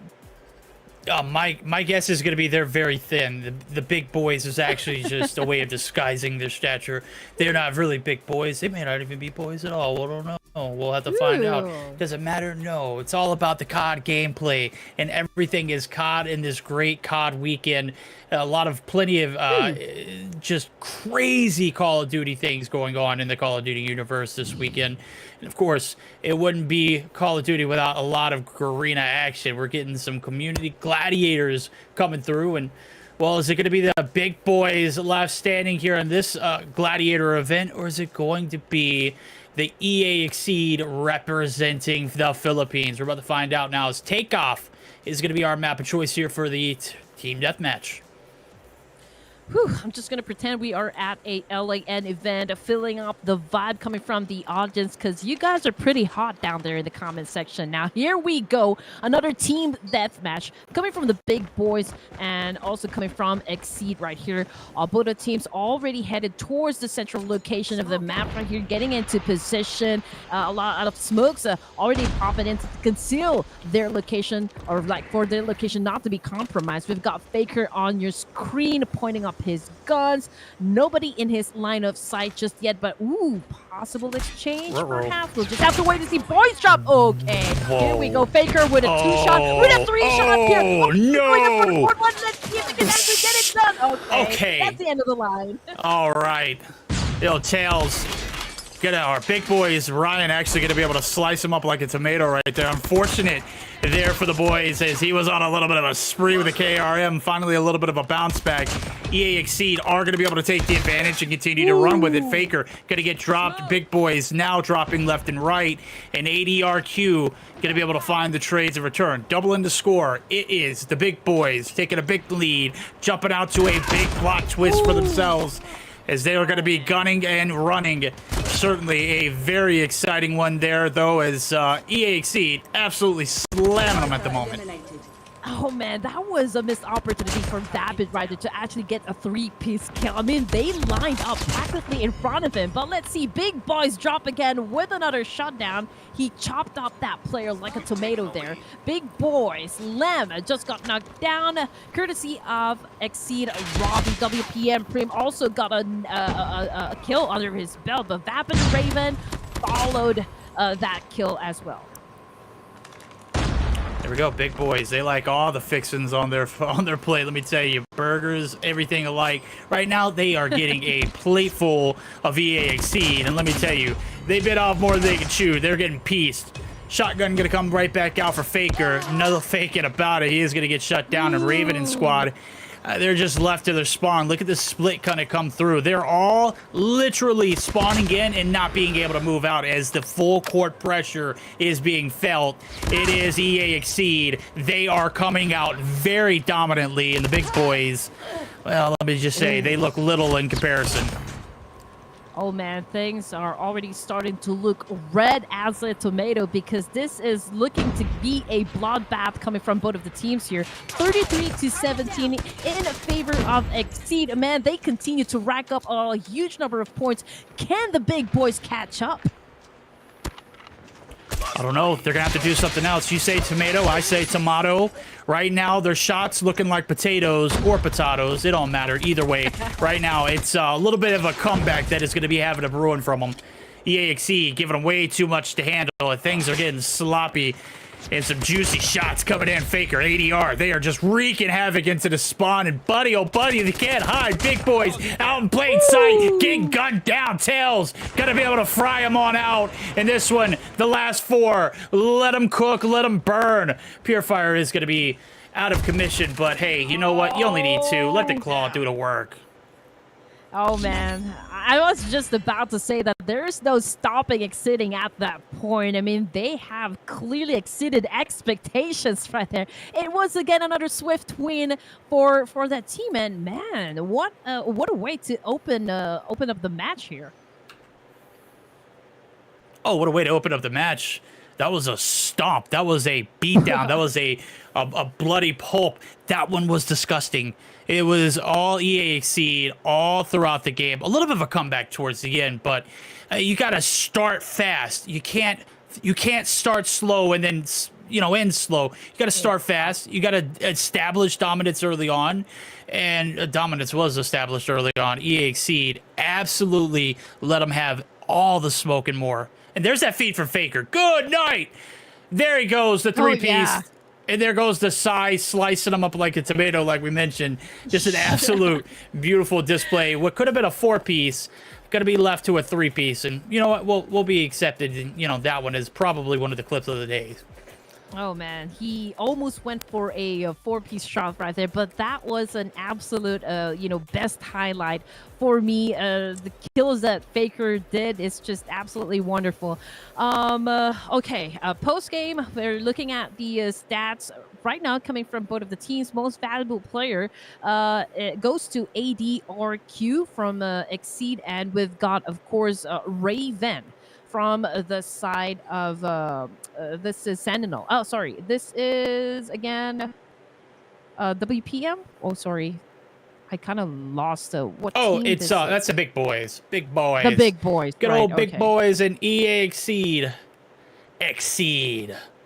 It's like EA Sports. You're in the game. So yeah, you know what I'm talking about. You know the vibe, chat. Well, hopefully we don't get we don't get copyright. It sounded pretty sweet, but not as sweet as gameplay we got to see from XCEED. Absolutely exceeded our expectations and delivered a spectacular performance through and through from the beginning to the end. Tails was a bottom frag, and at one point he had like a 2 or 3 piece in, and it was just combo and piecing. Nobody below that 100-point impact score. Everybody sitting above 120. I don't think it could have gotten any better than that from them. Oh man, with the kind of pace that we're seeing coming from this team's verdict, it's almost sure that whoever wins the TDM will definitely win the search and rescue. So is it going to be the same story right now for this matchup? I do hope we see a great comeback, for the opposition, and just to make sure that we get our hard point match. I don't know if it's in the forecast for this matchup. Based off what we just saw right there, it was a bit difficult to digest. It was easy if you're EA XCEED, but on the flip side of things, Big Boys had too much of a big problem. They couldn't win the 1s, they couldn't win the 2s. They were getting pieced out of spawn. I think a story that we've seen all day long is the cohesive units not moving together after being broken down after a tremendous team deathmatch loss. So I think we're going to see another sweep here. I'm going to give Big Boys a benefit of the doubt and hope that the Search or Destroy is like their expertise game mode. Oh, well, I mean, right at this point, Big Boys should be putting on their Big Boys pants. Just make sure that they win this search and rescue if they ever want a chance to actually redeem themselves and not fall into the lower bracket. I mean, that could, be always a disadvantage. I mean, the goal is always to win, right? So here we go, ladies and gents. We are about to start search and rescue right now between Big Boys and EA XCEED. Back over to where it started. It's Tunisia. Game number 2. Last series of the upper bracket, chat. We'll still have 2 more matches after this. It'll be a death match. Surely we'll play team deathmatch, but it's going to be a death match. Really, if you lose after this, you're done. 2 teams are going to be on the chopping block who is going to be the one diced up this time around. We'll find out here in a moment. So far, XCEED hold all cards, and the table is looking like there's freaking. Let's see what they can make of it. 1-0 lead the series. Search and rescue coming up on Tunisia. This one should be a banger. Oh man, definitely with the kind of performance that we've seen just a while ago. I expect nothing less coming from these teams. I mean, they are not disappointing us. We already said at the beginning of this match that we are not going to be running short of action, and that's exactly what is happening right now. That is what they are giving us, because that is what we came for. Now we've got drop on your screen, moving over to Lem. Here comes the attack. Preem gets the point. Oh boy, we know there's a difference in gun skill, and they are running and gunning. Unfortunately, in search and rescue, you've got to play your life. You can get res, but you got to be in a position to get res. XCEED and squad are going to be able to find the trades. There we go. Prim's going to clean it up. And what looked like it could floppy back and forth towards the middle of the map, it ended up being a clean-cut round. And XCEED exerts their dominance yet again. Yeah, let's see if they can do, they can avenge themselves. I mean, Big Boys a while ago got dropped like flies there. And now already getting into position once again. We've got Big Boys headed towards the B side. Exchange happening. Big Boys drop, Big Boys them. Vapid as well. Ooh, all at the same time, man. That is crucial right there. Oh! Let bro cook. Oh! Chop him up. Yikes. Whoa. They're in full blast right now. Blender, full powered. And Big Boys, they are the main ingredient. This one, not going to be sugar. It's not going to be spice. It is going to be a downright disgusting display of gun skill. And again, exceeding every bit of our jurisdiction. Oh my God. He's going to be able to find through the smoke. Just ADR, absolutely wrong. He's finally going to get taken down, but it's Prim who gets the last laugh in another dominant round. This one, not even close. XCEED brought the sauce right there. And again, they're not really giving a chance for Big Boys to even counter, even try to let them win. At this point, it's 3-0. And XCEED came here to win the game. And that's exactly what they're going to do. Prim popping up the smoke, goes in for Vapid. And, or Vapid rather. I think he was able to do that one. But it was, Faker who actually gets a double point. All right, chat, don't blink. This one looking like it might be over. Yo, rather quickly. A little bit of movement, a little bit of schmovement, a little bit of juking and jiving. And this is, how do I put this elegantly? This is how you outclass your opponents. You add a little bit of movement, a little bit of, a little bit of shake and bake. And my God, we've got ourselves some fried green tomatoes in this batch. I got to say, this one is disgusting so far. Just, we're not being negative towards the side of Big Boys. We're just praying we see great gameplay like XCEED has brought to us, as another three-piece is going to go through the tables. Yeah, we don't want to sugarcoat anything right here in this competition. Of course, we would want to call out the one who is really winning the fight. Oh, Big Boys already did line up, but unfortunately it wasn't a missed opportunity again coming from the side of the opposition. Oh, man. We were talking about just like one remaining player coming from XCEED right here. Can they flip the script this time? Can they get their first point?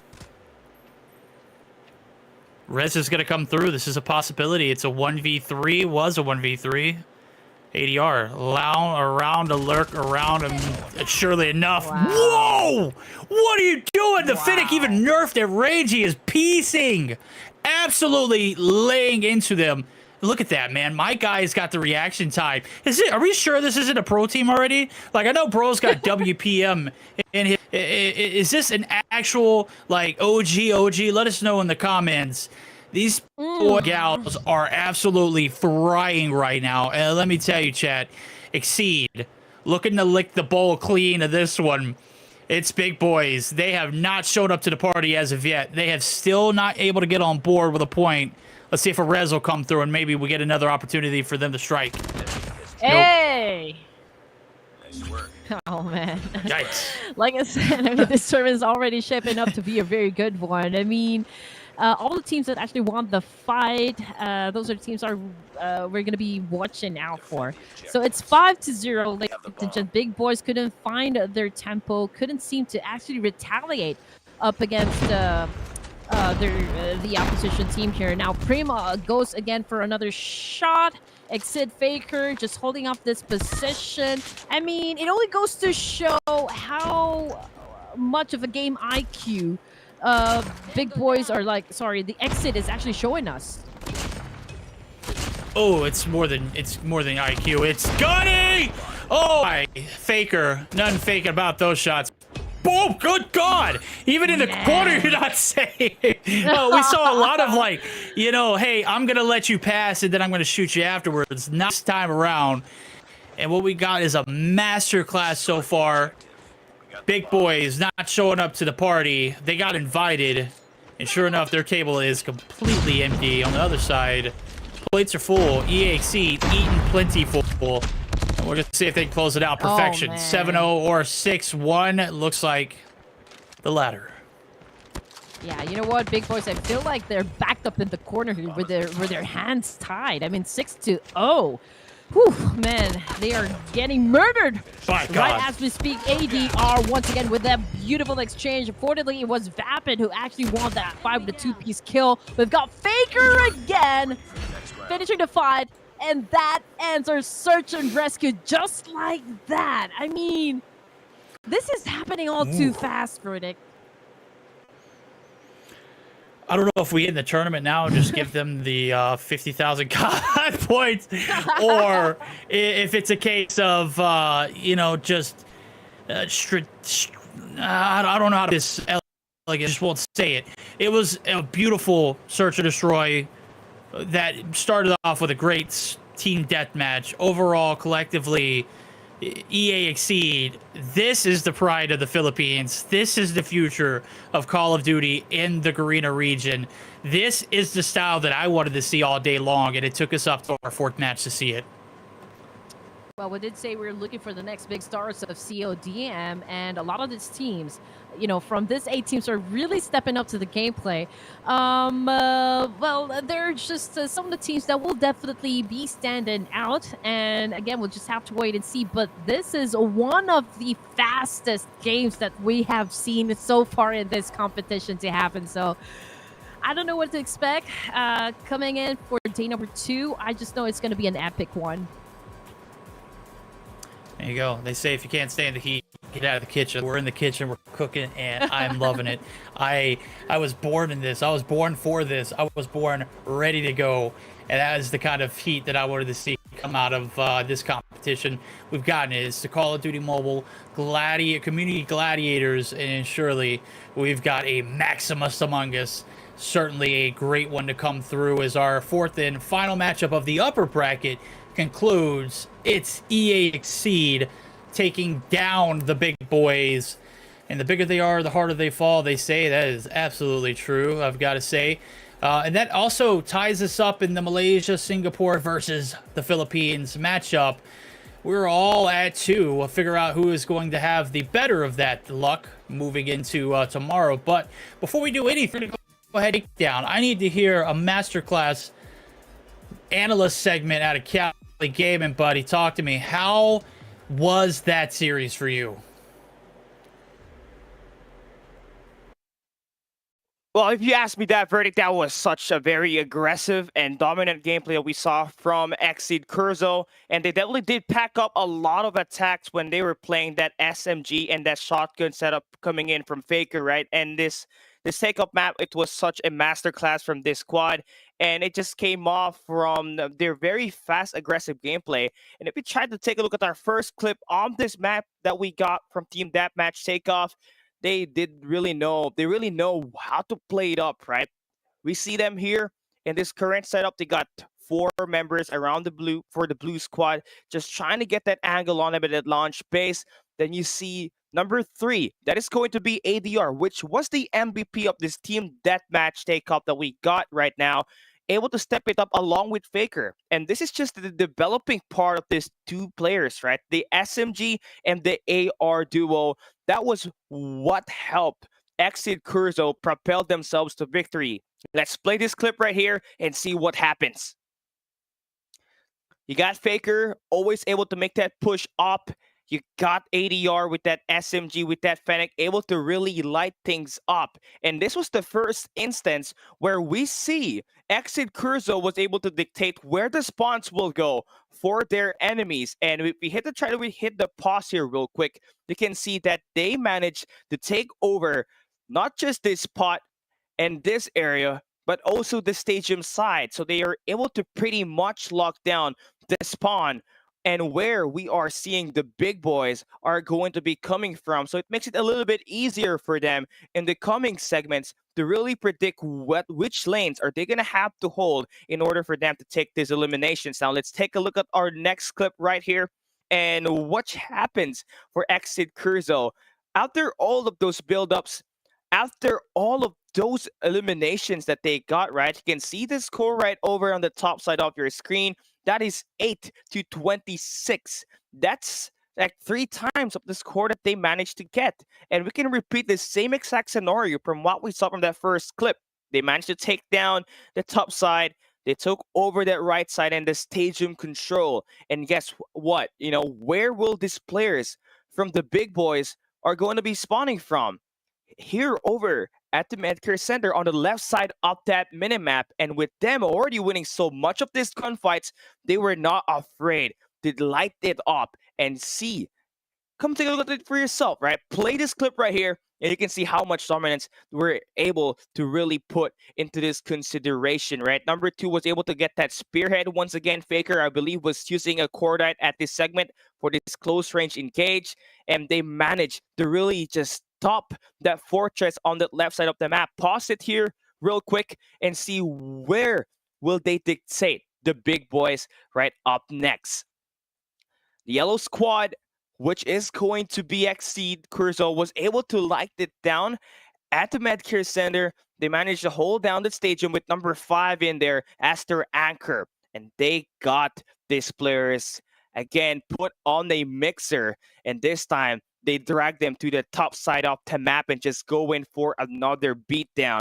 Now, heading on towards our next clip as this one continues to linger all over the place. This one was kind of more spread out compared to the other sides of the clips that we got, right? This time, more of just conveniently finding the right spots and just looking forward to where these players will be rotating at. It's kind of a very split spawn scenario for the side of the big boys. And with all of those gunfights just being won over and with such a huge lead, it equates to this team having more confidence to win their 1v1 fights. And looking at this clip right here, you see that they were really able to light things up and just finish it here in this team deathmatch takeoff. As we try to play this clip right here, we know for sure that it was such a dominant round for them. ADR and Faker, this wombo combo duo for XCEED KURZO, they're going to be able to really finish it up and will have a great fight at the upper bracket on the next stage should they really put out that consistent performance. And that was just really the point of these players, right? They want to push the pace as fast as they can, get as much of that space, and just go in for that elimination. Now, heading on to the Search and Destroy. This one, Search and Rescue, this time at our map at Tunisia. This was super fast. And XCEED KURZO, by the way, had a shotgun running at this moment. And Faker was not really shying away from finding these players and taking them down. As we can see, the initial setup here, big boys are on the attack side. You can clearly see the defense from XCEED KURZO, right? They got one player holding down the B side, eyeing out for that entrance. They got 2 members holding that mid map. And number 3 already pushing out Gardens, while number 1 was fresh off taking down Rav in this moment. So it was definitely a numbers advantage for them. And if we quickly hit this play, see what happens next. Number 3 in ADR pushes all the way to the Gardens. You got Faker with the shotgun, able to spot that information. He did get taken down, but number 4 and number 5, this multi-angle sweep right here, was able to get that job done. They finished them out up there and they also took the guy down at the garden. So definitely a great way for them to finish that one off. And that was just the first round. Let's take a look at this next clip that will be played right up next. This one is going to be a quick sweep at B, and you already know if you give so much of this space at that mid map, you are going to be at a disadvantage. You give that mid map, you take away so much of your space, and you can see the lockdown being provided here right now for the big boys. They are stuck at this area on the map.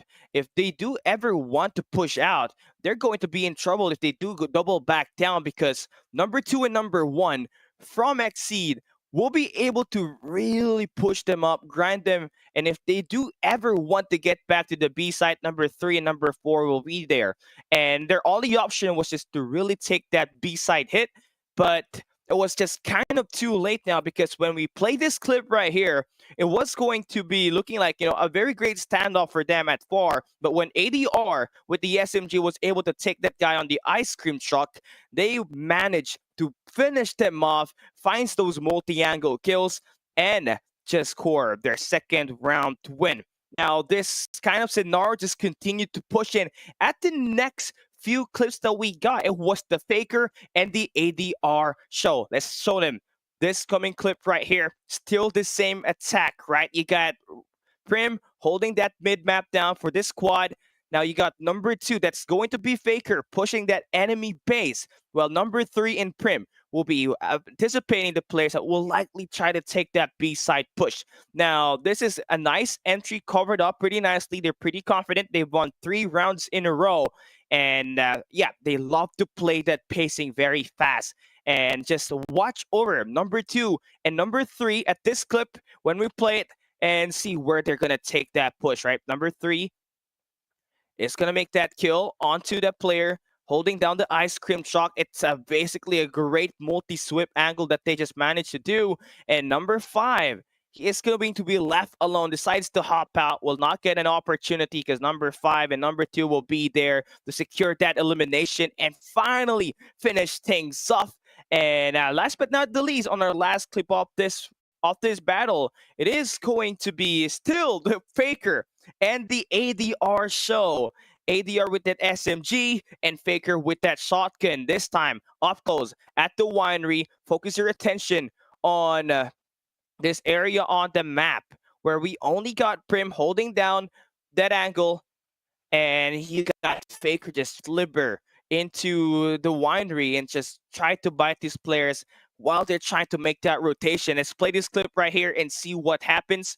Faker with the shotgun obviously does a lot of damage on an up-close battle, able to take down Vapid. The surround is there, the multi-angle platform push coming in from him, all single-handedly finds himself at 3 Ps and really able to light it up and secure this victory. Now, I'm excited to see XCEED KURZO take the battle up against Radical Requiem, because they have been showing so much dominance at this upper bracket. Now, if you are a fan of the big boys, their journey is not yet done. They're still going to be able to play later on, so you just have to watch out. Our last 2 games of the day will be played right up next. We'll be right back.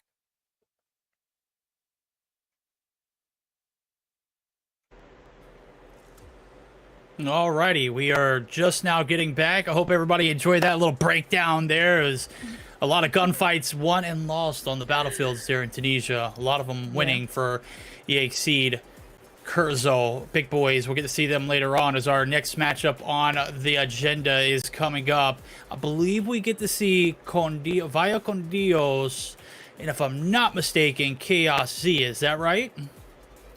Not completely sure. We just have to wait for production to actually give us that cue. But, Cali, what he said. Yeah, you know what? Faker is an absolute beast. The way that he actually eliminates his opponent one by one is just fascinating to watch, right there. Great execution coming from this player alone. You know what? I feel like Cali talked longer than the gameplay we just witnessed between Big Boys and XCEED. I mean, so yeah, definitely agree with Cali that XCEED was able to set themselves up pretty well. They knew which lanes to take, or like which direction their enemy will be coming from, and from there, I believe it was all too easy. Oh, you're absolutely right. We're not taking a knock at Cali. You didn't drag your feet, buddy.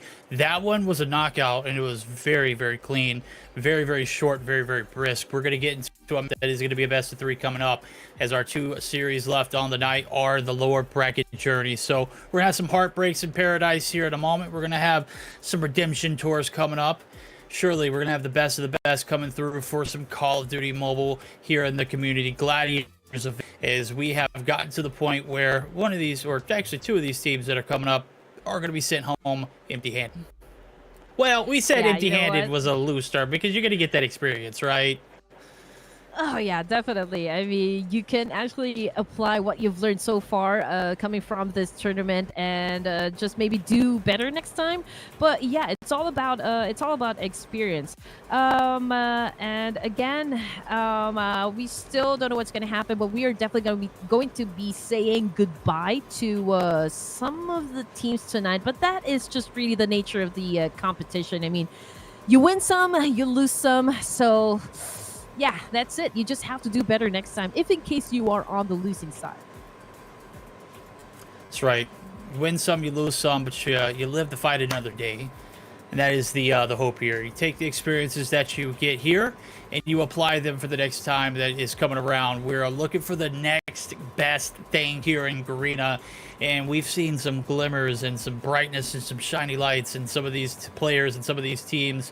And I've got to say, I'm very hopeful for what's coming up around the corner, but what's coming around the corner here momentarily for us is going to be the lower bracket run. So, again, a roller coaster of emotions we're about to be, as we'll share some highs and we will see some lows as well, too, as 2 matches just left up on the night, as Requiem and myself, again, I'm Verdict, have really enjoyed this one. This one has been a very unique experience so far.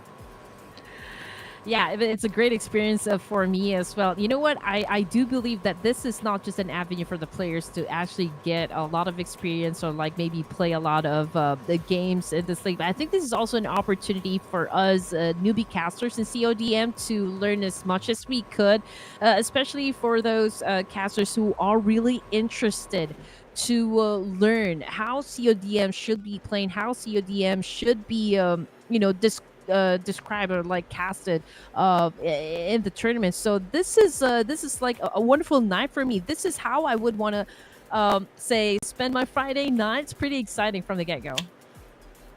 Well, you say Friday nights, I say Friday morning. It's certainly about midday for me.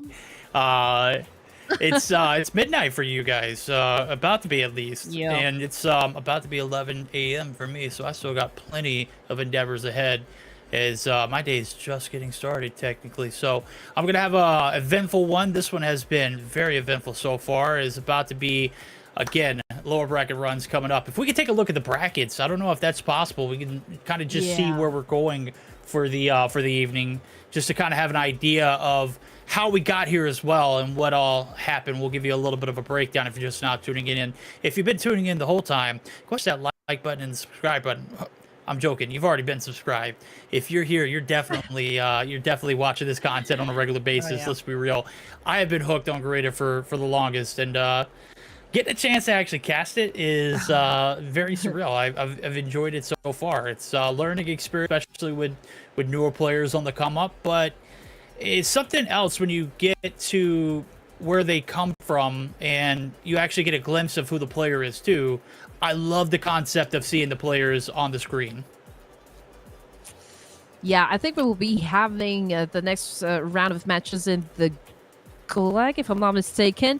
But before you answer that, we'd just like to give a big shout out, quick shout out to 2 of the best casters that we have in CODM community. That will be Gentleman Gaming and of course Anso, watching right now and just trying to witness what kind of players that we already have inside the CODM community. I think they are a little bit talkative down there in the comment section, just hyping up the audience as well. All right. Well, they're hyping up the audience.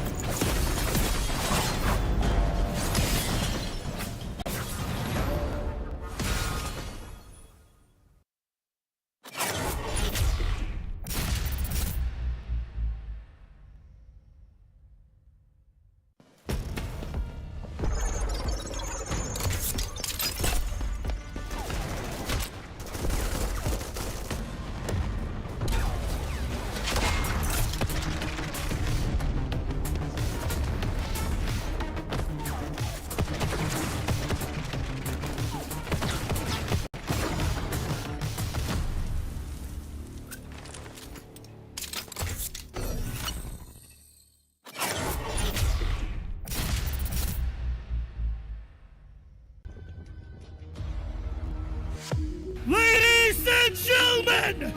You're champions! Now find really a good chance of winning that. Oh, crazy battle. And just like that, and I think... Up from Kane, 32, currently in favor of ALX, but slowly turning the tide. Logan breaking, they take the win! Look at that, Rage getting one, getting two, getting three, and What a Rage! play! What a mega! Back-to-back champions of the Arena Masters!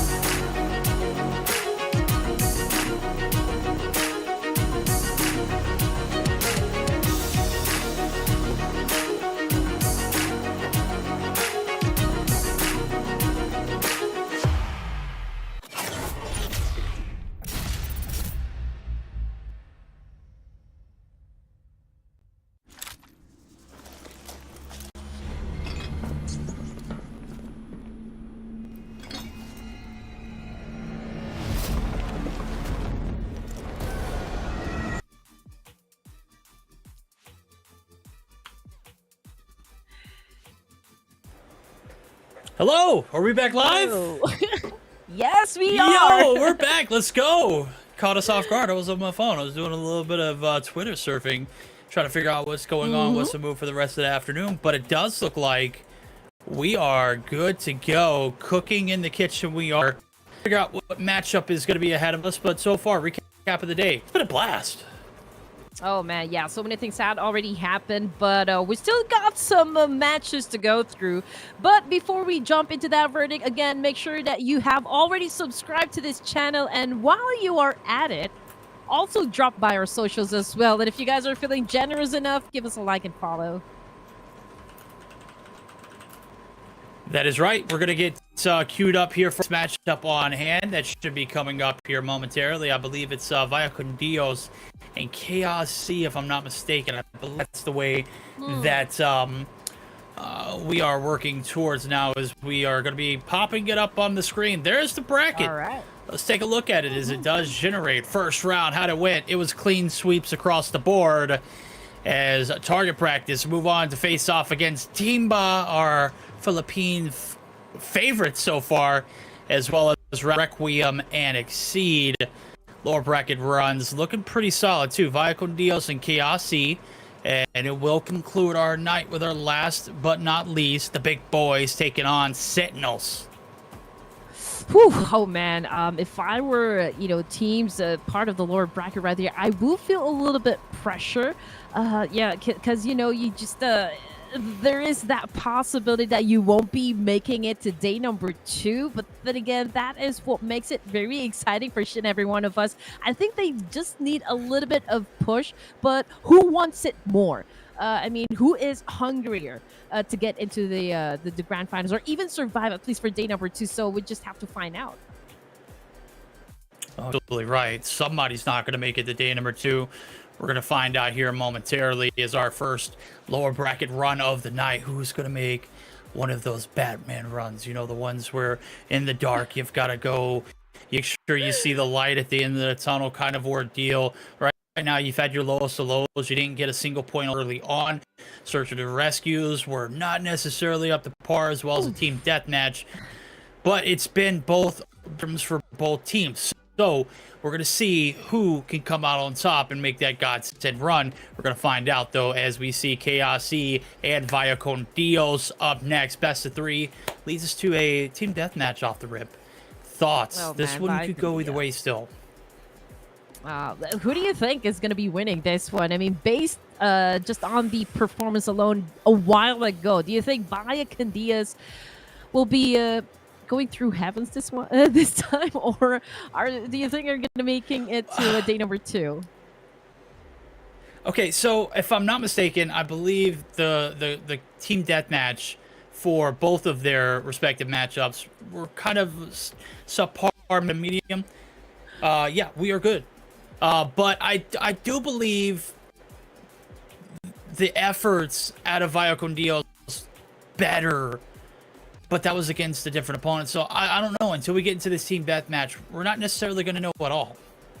I already both of the teams already had a little bit of of a break. They've had time to talk about what went wrong, and again, all they need to do is just recalibrate their plans and just make sure that their execution will be flawless this time. I mean, you can have plans from A to Z, but if you're not able to execute them properly, then I guess it's gonna be useless. I do know that they feel some sort of pressure right now, but I hope that they can translate that into a positive energy that could help them win the fight.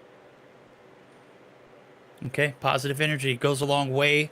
Can only get you some parts, though. You've got to bring the gunny along with it, too. We can send all the positive energy to them, but unless you're Goku, you're not going to be able to turn that energy into a spirit bomb, right? We're looking for who is going to be able to take that energy and use it against their opponents in the proper way, as we're going to get geared up for our first game. That's certainly right around the corner. Hopefully, we're going to be starting up soon. Don't have word just as of yet. So if you're just now tuning in, you missed out on one hell of a broadcast so far. 8 teams entered the gauntlet. 4 have already survived and are free from competition for the remainder of the night. And now we got 4 that are on the chopping block. We're going to send half of those teams home tonight. Be happy about it. But they've, they've made their bed, per se. Now they're going to lie in it.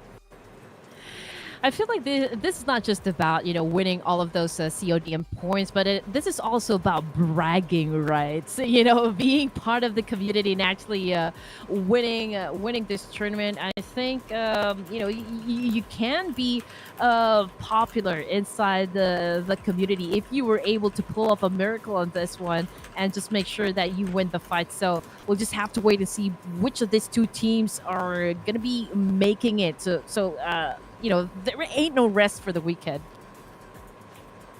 Ain't no rest for the wicked, and surely enough, if you're just like me, you didn't get any rest at all, so you're always wicked.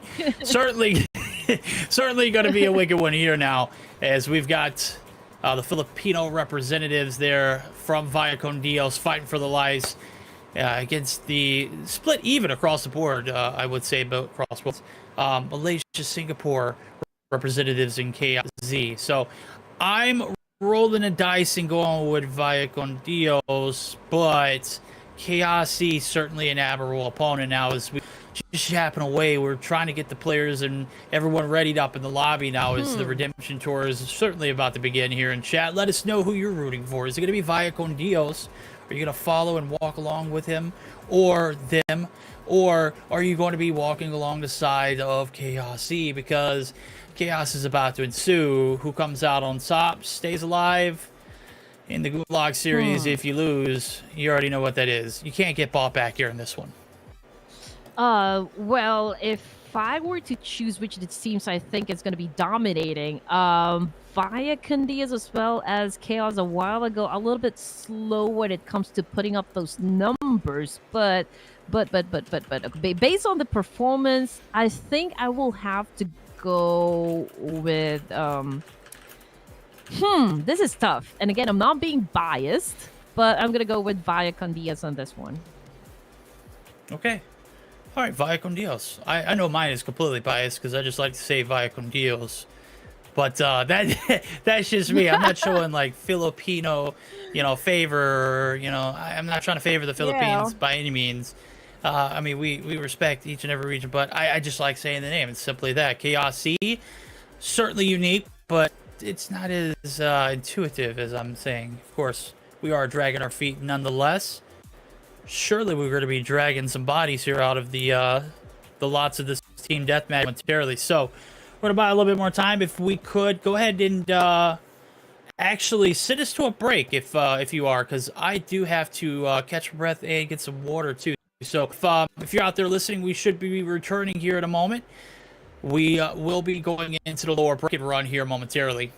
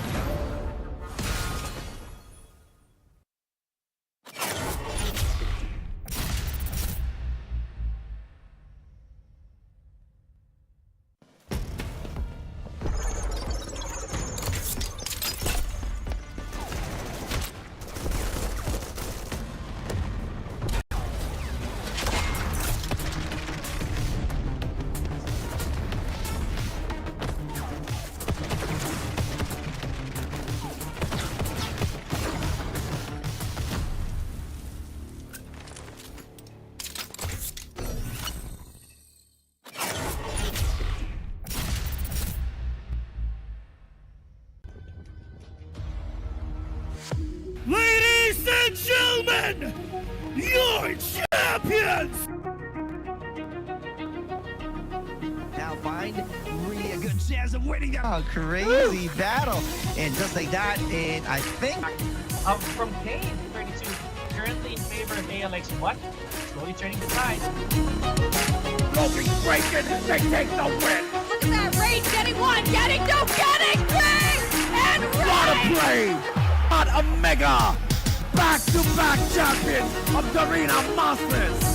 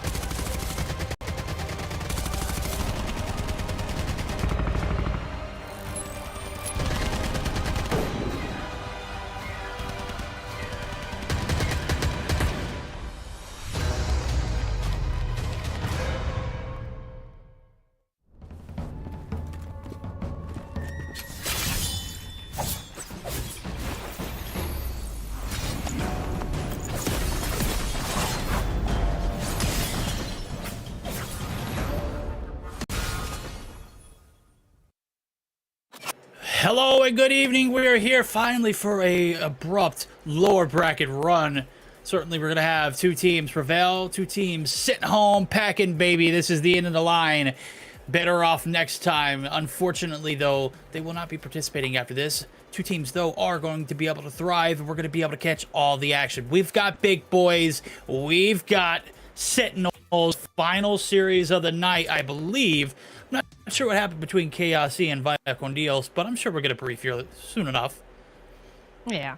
I mean, you just have to make sure that you follow all of the socials so just you can keep in the loop of action what is happening inside the CODM community. And you're right. We are definitely going to be witnessing the last series for this evening. That's going to be Sentinels taking up a fight up against the Big Boys. So, for the final series verdict, what is your verdict between these two teams? Who do you think is going to be winning the fight? I think this is going to be a telltale match. If this is a close one and we see Big Boys put up very, very good numbers, then that's going to tell us two things. It's going to tell us that the skill gap between them and XCEED being that drastic is a problem for the competition. And it's also going to tell me that they're much better than what they were against that XCEED roster. It's just one of those things that, hey, maybe we were getting outclassed, but now we're up against stable competition. Or it's going to tell me that maybe we shouldn't be hyping up the boys and gals over at XCEED. We'll find out after this series starts, though. But you know what? I believe in the monstrosity that Sentinels can actually bring inside the battlefield. And if you're going to ask me, I think Sentinels have the better chance to actually win a fight up against the Big Boys. But of course, where nothing is etched on stone just yet. You know, a lot of things can actually happen between these two teams, and I might be wrong. You know, I might be wrong with my prediction. But let's introduce Sentinels once again. We've got Limau, we've got Perry over here, 390 Carl, we've got Babyface Ken, and last but not the least, we've got Nikushimi Yui. Okay, finally completing the roster for Sentinels. Oh, good old babyface Killer Ken. Gotta love that one. That one's going to be an absolute beauty. I hope these guys move on. I hope both teams actually move on, but unfortunately, one of them is not going to be able to. We won't focus on that. We're going to focus on positives of this one, and they're getting a second chance at a redemption arc. We're going to be finding out what they are truly made of. That first series, you know what? It could be a fluke. It could be, you know, stage fright. I don't know if you ever got the chance, or hey, I do it all the time. I'm on stage or I'm on cam and I just like freeze up.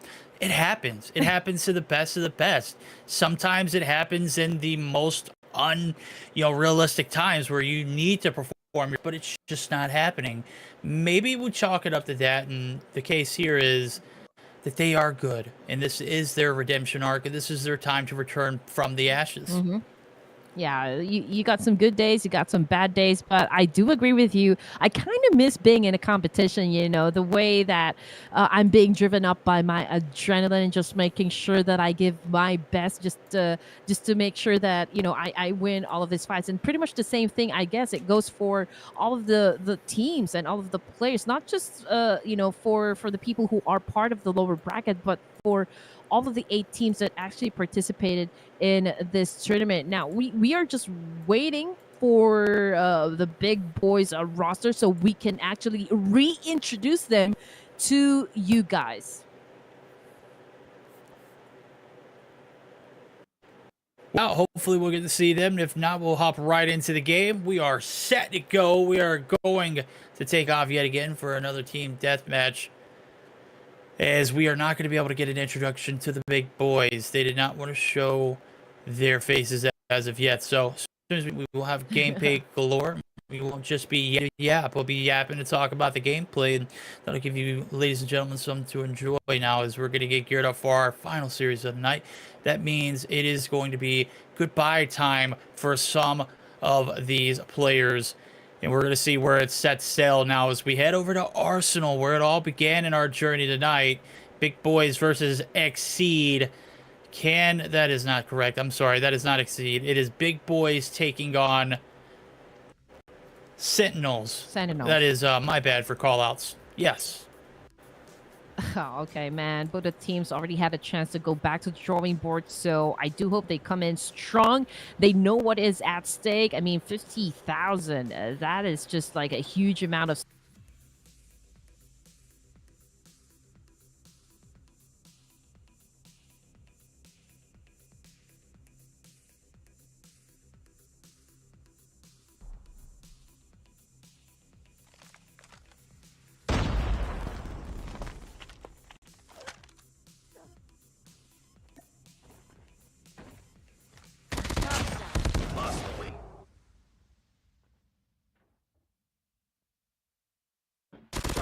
For the lead.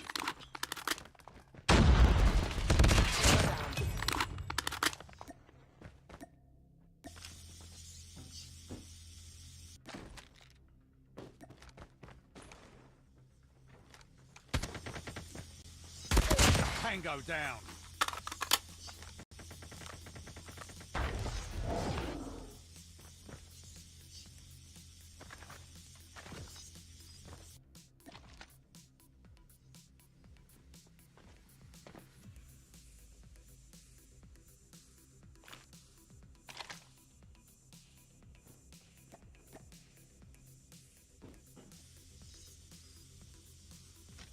This is a little bit of a third-person POV. Big Boys drop up top, Vapid, gonna chuck the nade. And they're just cooking up there. They want to win by all means necessary. They're playing for the life, chat, okay? You gotta let them alone. Gotta let them play it on through. Jupiter, Joe, gonna be able to take one out on Ken, too. And they've got the striker out, too. This is toxic. This is about as toxic as it gets. Karina, what are we doing here, baby? Okay, all right. So we are pushing through with the KO. Okay, a little bit confused right there. Okay, Ken, this is a babyface Ken. Okay, he's actually on the ground floor right here. He is anticipating perhaps an attack coming from the opposition, but look at what the Big Boys is doing right at this moment. We've got two of them inside that pipe up there. Okay, waiting for the opportunity to knock anyone out as soon as someone gets into their line of sight. Now the score is only 6-3 in favor of the Big Boys right here. Ooh, they're now putting up their big heads. Ooh. Yeah, let me tell you, this is, I don't know what IGL cooked this one up, but it's perfection so far. They're winning 6-3. They only had a few casualties making the entrance into the vents. And let me tell you, making them come out has been a lot more difficult than we anticipated. Smoke's going to be tossed here for Joel, Jupiter, Joe. They are hanging on by a thread, chat. And let me tell you, there is some imposters in this game mode right now. The vents are occupied. They are certainly waiting for someone to make the wrong move. There it goes. I mean, it's just an impenetrable force. Exactly. I mean, I don't know what Big Boy is supposed to do at this point. I mean, they just really have to wait and see if Sentinels are actually going to be taking up the bait here. But this is such a good position for them. All they need to do is just really wait. We'll wait and see. There's a timer on that clock. 6 minutes and 40 seconds, okay? If that timer expires, let me tell you, chat, it is going to be a win if it continues to go this way. Jump shots from Lamau. Who's laughing now? You're in the vents. Come on out! Yes! Ooh. They've got the entry. They got the double. Uh-oh. But on the left side, it's covered. One shot is Jin is going to be, or Lim actually, is going to be taken down the health, but it is going to be a recovery. Still, twice as many kills, and it's only 10. We've been in this match for 4 minutes. Come on, chat. Oh. What are we watching? Ouch. Okay, one shot is all it takes. Right there. Okay, so let's just wait. It's 10-8, ladies and gentlemen. Oh, there we go. That was a good backstab by Baby Ken. Man. Right there, two-piece kill for this boy. Oh, they're falling in love with those shots. There we go. Get them out of them ducks. Hey, worth it. Let's see if they can find their way back in. Inside, they've got an occupation of 1, make it 2, as I saw Carl up there. He is cooking up something nasty, and we've got ourselves a fun little ball game on our hands. How the tables have churned. Nukishimi is actually going to be able to take down one, and here comes the ops, too. This one gotten dicey early, Chad, and we've got ourselves a handful.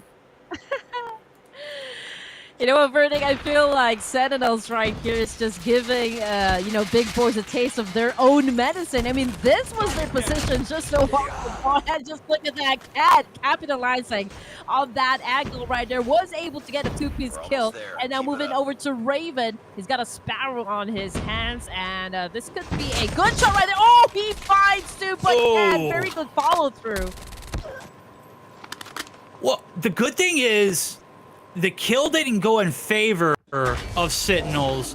He technically killed himself, and you look at the stat line, it didn't credit the kill. So no harm, no foul. You do take down one, but in an instance where you got a Sparrow, you got to make the most of it. Phoenix out for Joel, Jupiter. Joe is going to be able to find one as they're trying to clean the duck work out here now as they got the work cut out for them. Yeah, this one has been grueling so far. Just look at what Vapid did a while ago. I mean, that was a good shot right there. Looking to pop some heads. Now moving over to, okay, going back to Vapid. He is holding up a nade right there, probably cooking up.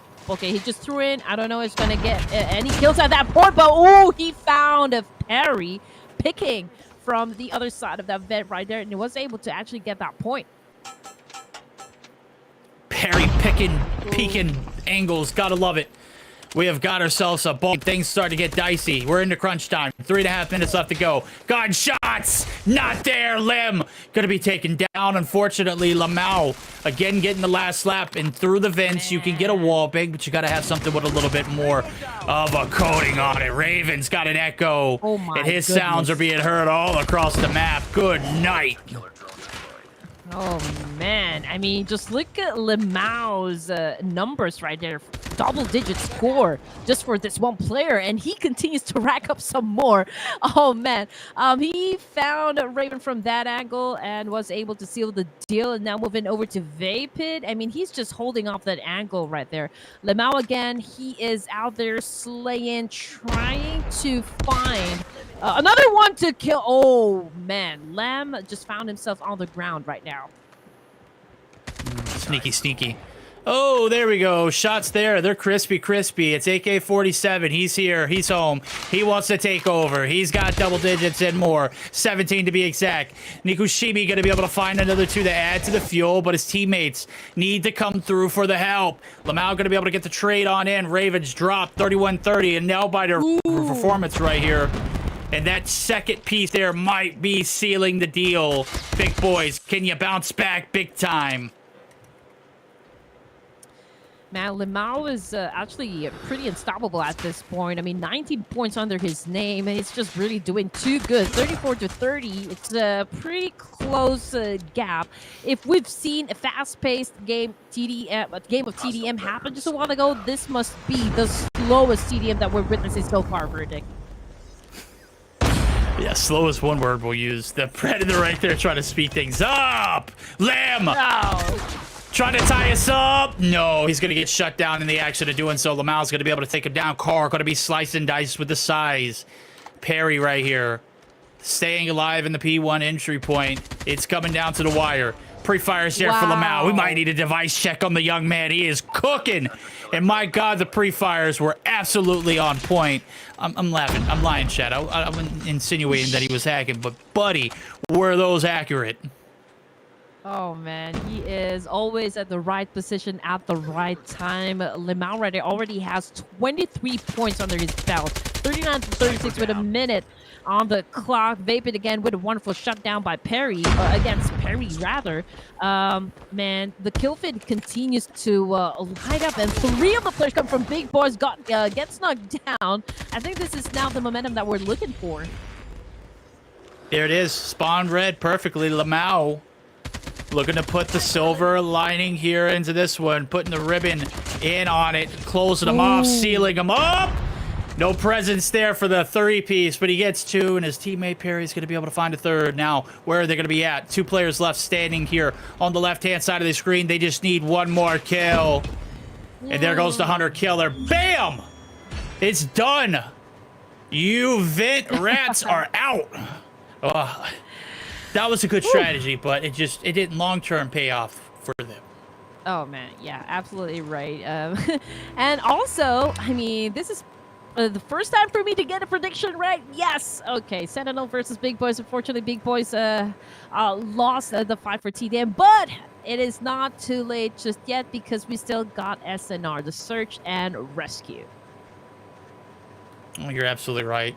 Goes back to my point that I made earlier. It's really gonna, kind of let us gauge of what kind of competition we were looking at in that fourth matchup of the upper bracket. And we're not going to discredit the side of XCEED, but this one, it was close, and it was for not the right reasons. We're going to see if the strategies change here in the search and destroy, or the search and rescue rather, and we're going to see if we'll see if the big boys can scrap up a big game plan and put it together on a silver platter, because we're going to need something golden out of them in this one.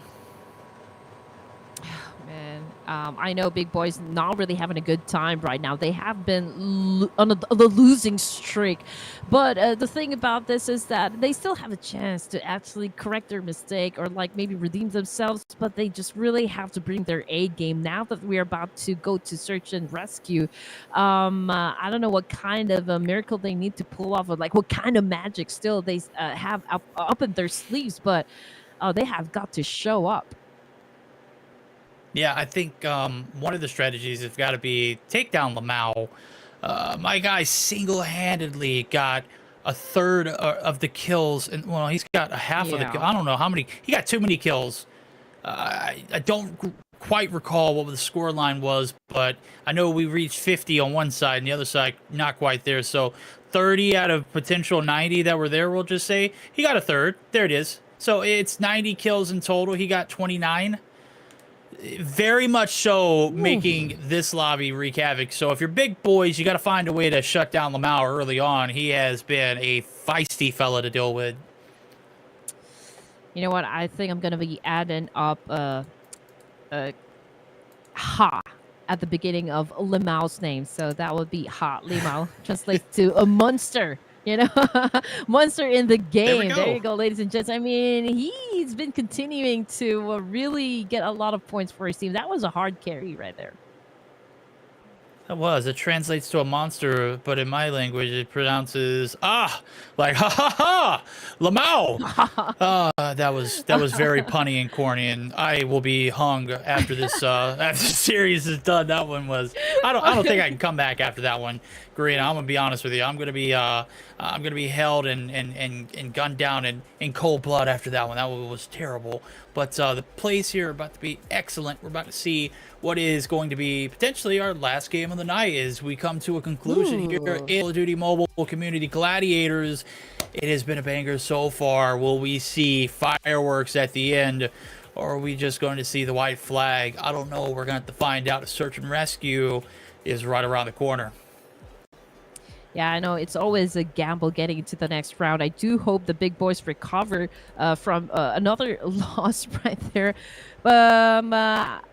We don't know what's going to happen, but looking at the situation, Sentinels already has an advantage. All they need to do is just really follow through with the kind of pace that they've already set during the TDM match, and that is it for them. They will have another chance for tomorrow, and if Big Boys fails to actually win the search and rescue, then I believe it is already goodbye for this team. Okay, well, we'll see if they can rescue their chances here for the last chance redemption. It is now or never. Whatever you've got, put it on the line. Make sure you call it in hot. We're going to see what could possibly be the last game of the night and potentially our first hard point. Crossing my fingers, hoping we get to see action, because we got robbed of a series prior to this. We don't know what the outcome of that one was, but I'm sure we'll figure it out as we are about good to go. Gonna go ahead and get it figured out. If you were a betting person, who would you put your gold on? What?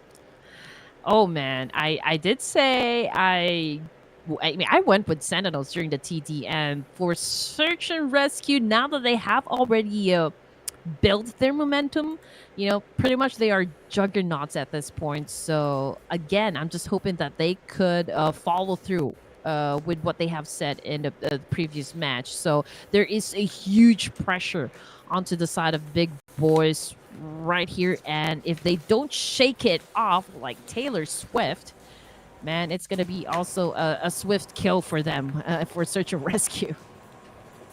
Oh, we're feeling it tonight. Let me tell you, it's getting late, and let me tell you, those puns coming out are making astronomical metaphors. The net is not just insinuating that Swift has one of those last names that are Swifty. We're gonna get Swifty with this one though.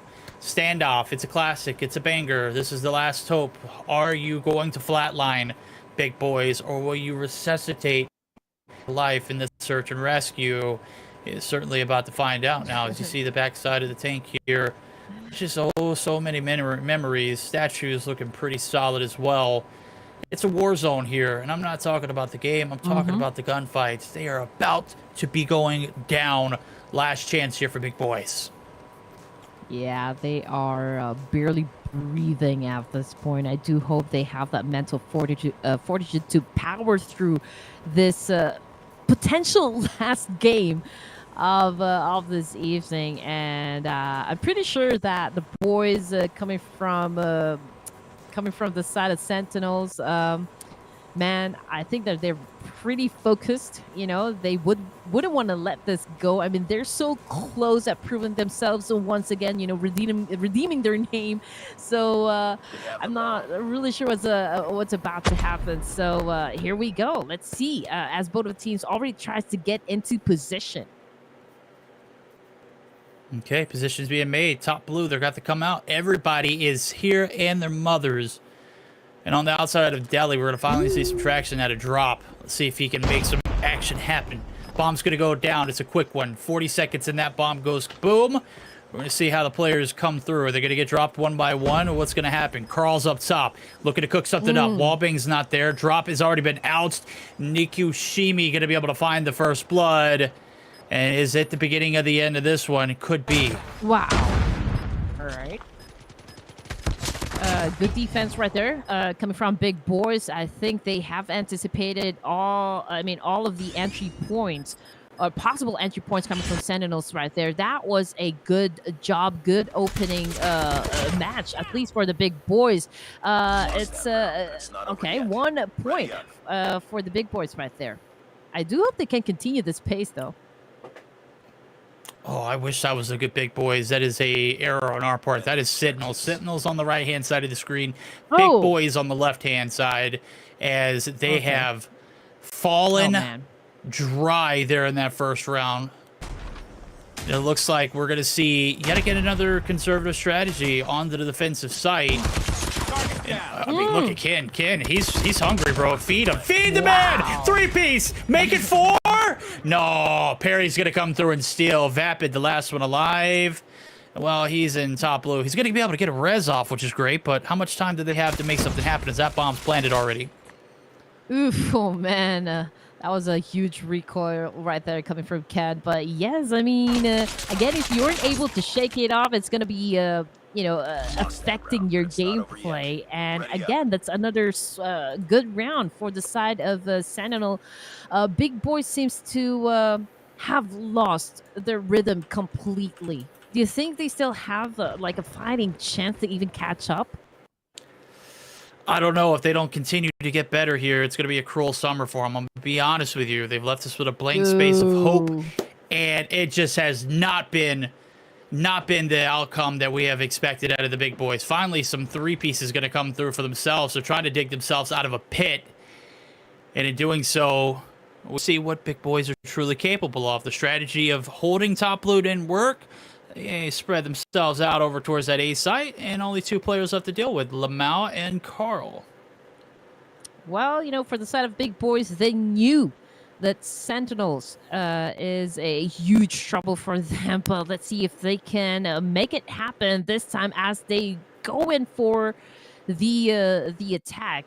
I do believe Lamau was able to shut down at least one player. We just have to confirm it later on. But ooh, Lamau goes in for the slide and the kill and gets the job done. Wow. Oh, he is nothing shy of a miracle. Hello. Since there's bad blood in the waters, Lamau, an absolute monster of a performance right there. And good night. Where did things go wrong? I know Cali's going to have his hands full yet again. Business is about to be booming in that analyst segment. Let me tell you, that one broke down real quick. Yeah, it is now bad blood. Big Boys versus Sentinels right here. Oh, again, Nikoshimi with a kill. Oh, my goodness. Big Boys, what is happening right now? Nikoshimi again goes in for the second kill. Oh, man. Okay, that completely missed that one. They're going ring around the rosy here. But, yeah, at the end, I think was able to shut him down from that angle just in the nick of time. Oh, no Lamau to pick you up out of this one. It's all on Nikoshimi. Finally around in favor of the Big Boys. They have done the work here and finally have figured out their gameplay as we see a little of a fight back out of them. We were hoping that they would, you know, show sparks and glimmers of life here in this one, and surely they might be able to take the big stage. What is going to be the picks right now coming from the Big Boy side? We can see that Perry is the one carrying the bomb, and he is sticking close to the B side. We already have 2 casualties on the side of Big Boys, which gives Sentinel the number advantage. We've got Perry over here. Moving over to Lamau. I mean, at this point, Verdict Lamau, we're not going to be able to stop this guy. No, definitely. Even when you stop him, you can't stop him. And I know that is a double negative, but you know what? We'll allow it here in Call of Duty, especially whenever it's mobile and especially when it's search and rescue. Raven trying to make the striker shots hit, not necessarily going to hit the headies. Of course, Ken, he was rampant earlier, has been yet quiet. Nothing quiet about Lamau. He's going to turn his back at the wrong moment. Unfortunately for Drop, or for Ken rather, he's going to bite the bullet. So a little bit of a fight back out of the Big Boys. They got 15 seconds. Any second longer, you won't be able to defuse. You got to stay alive to do that. And, well, I don't think we're going to see that bomb. Boom. Lamau says absolutely not. Ready up. Well, drop shot, make it hot. Yeah, 4-1, ladies and gents. Sentinels, of course, is still on the lead. Big Boys was able to get 1 point under their belts, but then again, we are talking about if they can actually keep up the pace, keep up the momentum, because right now, it is really not looking too good for the Nikoshimi with a shimmy right there. Unfortunately, wasn't that effective as he goes down. Coming from the kill feed right there. Big Boys now Drop trying to hunt this one player, but Ken again with another slide. My goodness. Oh, 1-2 punch like that. If I was his teammate, I would be saying we are never getting you back up together again, okay? Right now, it looks like a res might be coming through as it's a 3v2. Carl, Lamau, they're just scoping around the map. One inside top grannies. On the flip side, you got one cut through the middle of the map. There it is. Lamau slicing them up. Right to the blender they go. Lamau's going to be able to find another. Carl going to miss the shots, and unfortunately, it's going to be Lamau. Can he get the clutch? This is for the ace. Oh, man, here we go. Lamau again No goes there mames. for the final save. Lamau still at the top of the game, looking to finish this tournament all by himself. But, of course, it's not true. But, yeah, teamwork is what makes the dream work. But Lamau is doing an absolutely great job for the team here. Some would say even absolutely fearless. My goodness. Guy's cooking. He's got 16. Somebody signed this man. Big Boys Drop. Not going to drop this time around. He does. Can we redeem him? Jupiter Joe says no. Carl going to be able to get the refrag. Perry does find one in the mix of all of that. Is Vapid going to be able to finally find one too? And it leads us down to 2. Yep, here we go. 2v2 situation. We've got Raven on the corner right here, just waiting for Nikoshimi to actually get inside. But Nikoshimi, man, he knows he is right there in the corner. Decided to actually go in and call his teammate. Now this is a 2v1, and Raven goes down. It's not over yet. Ready up. Down goes Raven.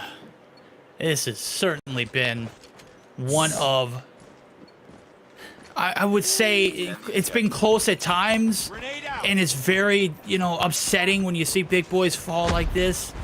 But then at the same time, it's just like you'll go back and watch the VOD and be like, oh, well, I could have done this a lot differently.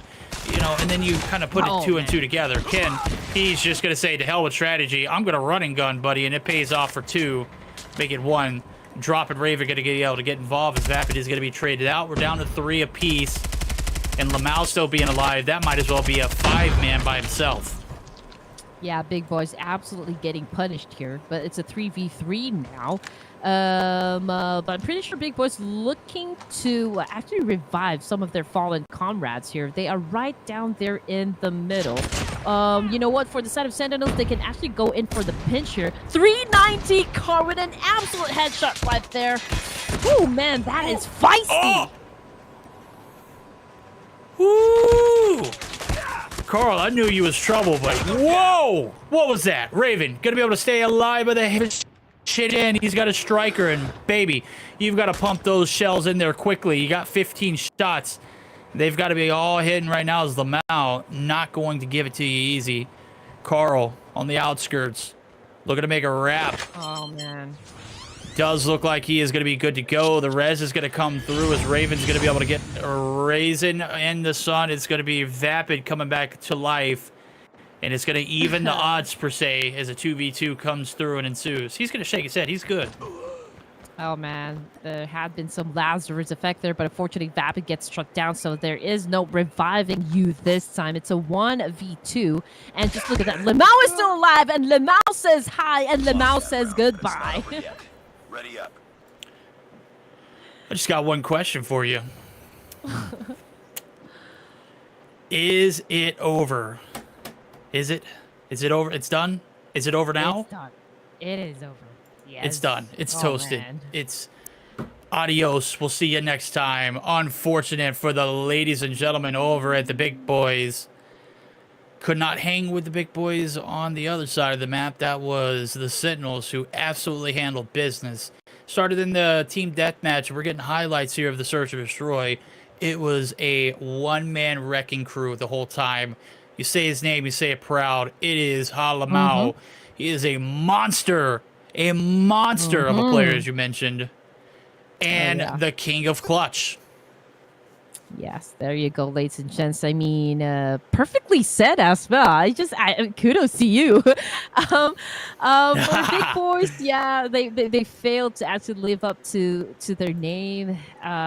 They should be the Goliaths, so to speak, for this tournament. But fortunately, they weren't able to deliver. But then again, you know, we've pretty much established this one that you guys won't be going home empty-handed. I mean, you will have a chance to actually review this broadcast later on and actually just come up with a much more effective plan on how you guys can actually be more cohesive or like really cook up that chemistry. If you guys find out or like identify what is wrong with the kind of gameplay you just showed us just right now, I think there will be a chance for you to kind of improve, you know, in the next tournaments. Oh, I completely agree. There's certainly a lot of room for it. And I know that when we get a chance to hop on over to Cali's desk, he will kind of give you an explanation of where things went wrong and where things could have gone right.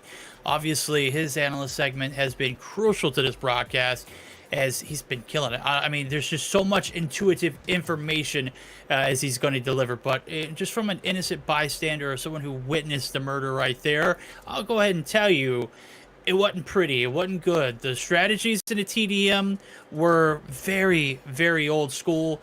And let me just tell you, we're progressive around here. You got to be a little bit more run and gunny. You got to rely on those gunnies. More importantly, you got to win some of them too. So basic gun skill is where it needs to start. And then we'll just hand it off to the expert who knows the most, Cali Game, and talk to me. That one was a doozy, and it was certainly not in favor of the Big Boys. Man, hey man, Burdick, that gameplay was just insane, especially for Lamau from Sentinels. That guy was carrying the load of offense for Sentinels in that 2 maps of action. And he was the only guy, by the way, on that team to average 10 plus kills on both of the game modes that we had in Team Deathmatch and on the Search and Rescue. Definitely one of the best performances at the lower bracket here for today.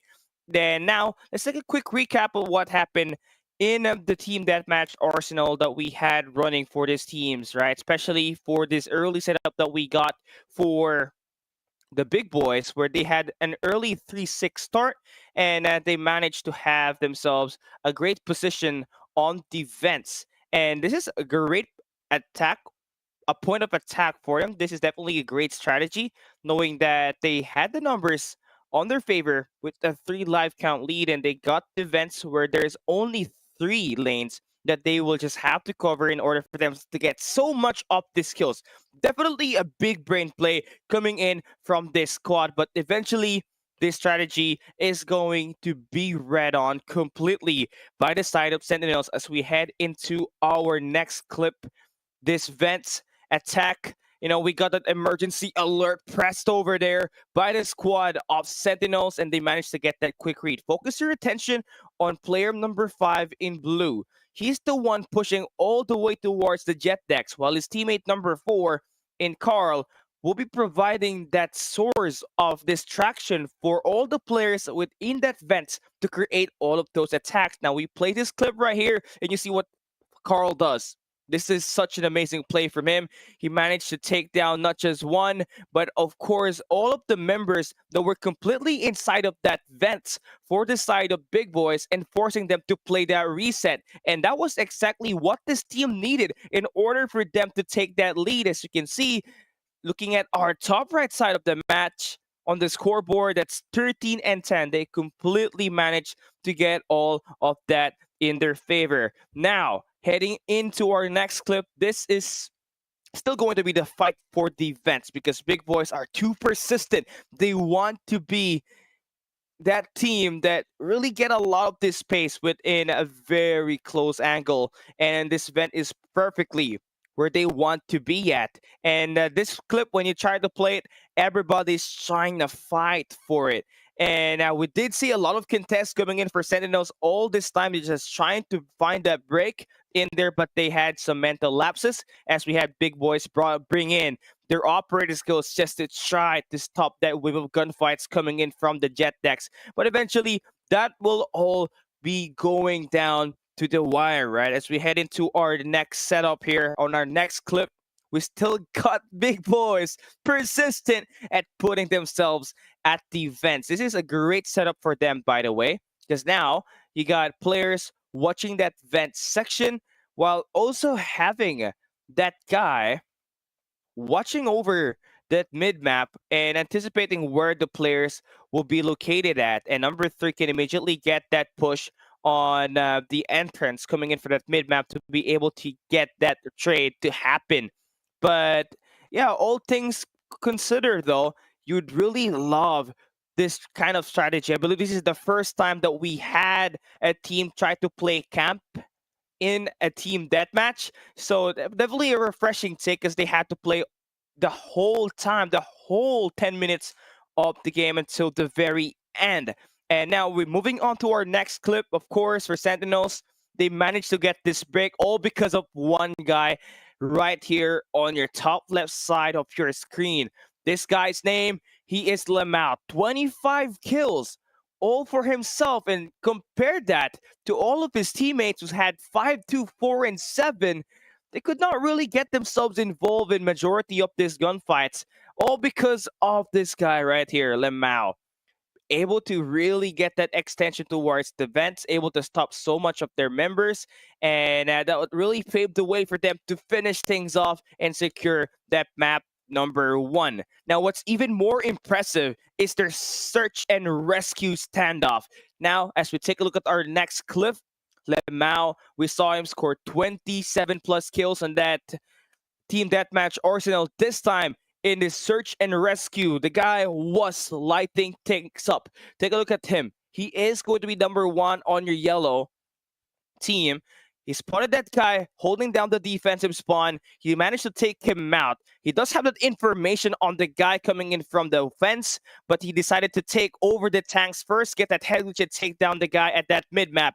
And all what's left for him to do was eliminate that backup, that reinforcement that was inside of that A bomb site in order for him to get that 1v4. Now, this is just this start, because following up on this next clip, he is still such an important factor. Now, notice how the members in blue at this segment right now is holding down the delis and also the graveyards of the grandmas. Now, they had one member set up at the bakery side, but there's just so much players and there's just so much activity there for the yellow squad, and soon he would be taken care of. As we try to take this play and play it up real quick, right?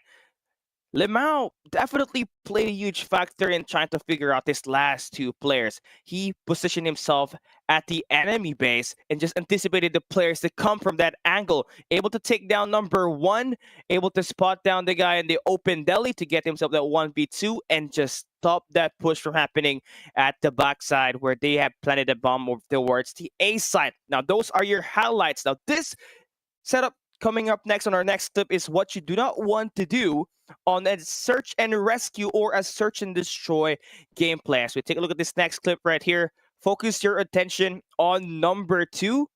He is the bomb carrier, right? Play this clip right here and see what he does next.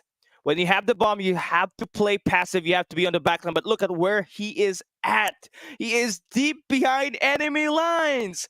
And this is why you don't want to put that bomb on your Slayer, because what that does is open things up for your enemy to really look over that bomb site, that bomb drop over towards the B site and just completely camp their way in to pull that victory. And this is one of the best plays for Big Boys just because of that one error that we just saw from Sentinels. Now, playing on our last clip of this one, we saw a 1v4 clutch for Lemao. We saw a 1v3 to top it all off. It's a 1v5 ace. Take a look at this setup here in this angle. He had one guy that he had to really force to fight over with at the statues, and he has to deal with his members at the A bomb site. That's going to be 2. His teammate, number 4 in Carl, was the primary distractor for the players holding down the defensive tank.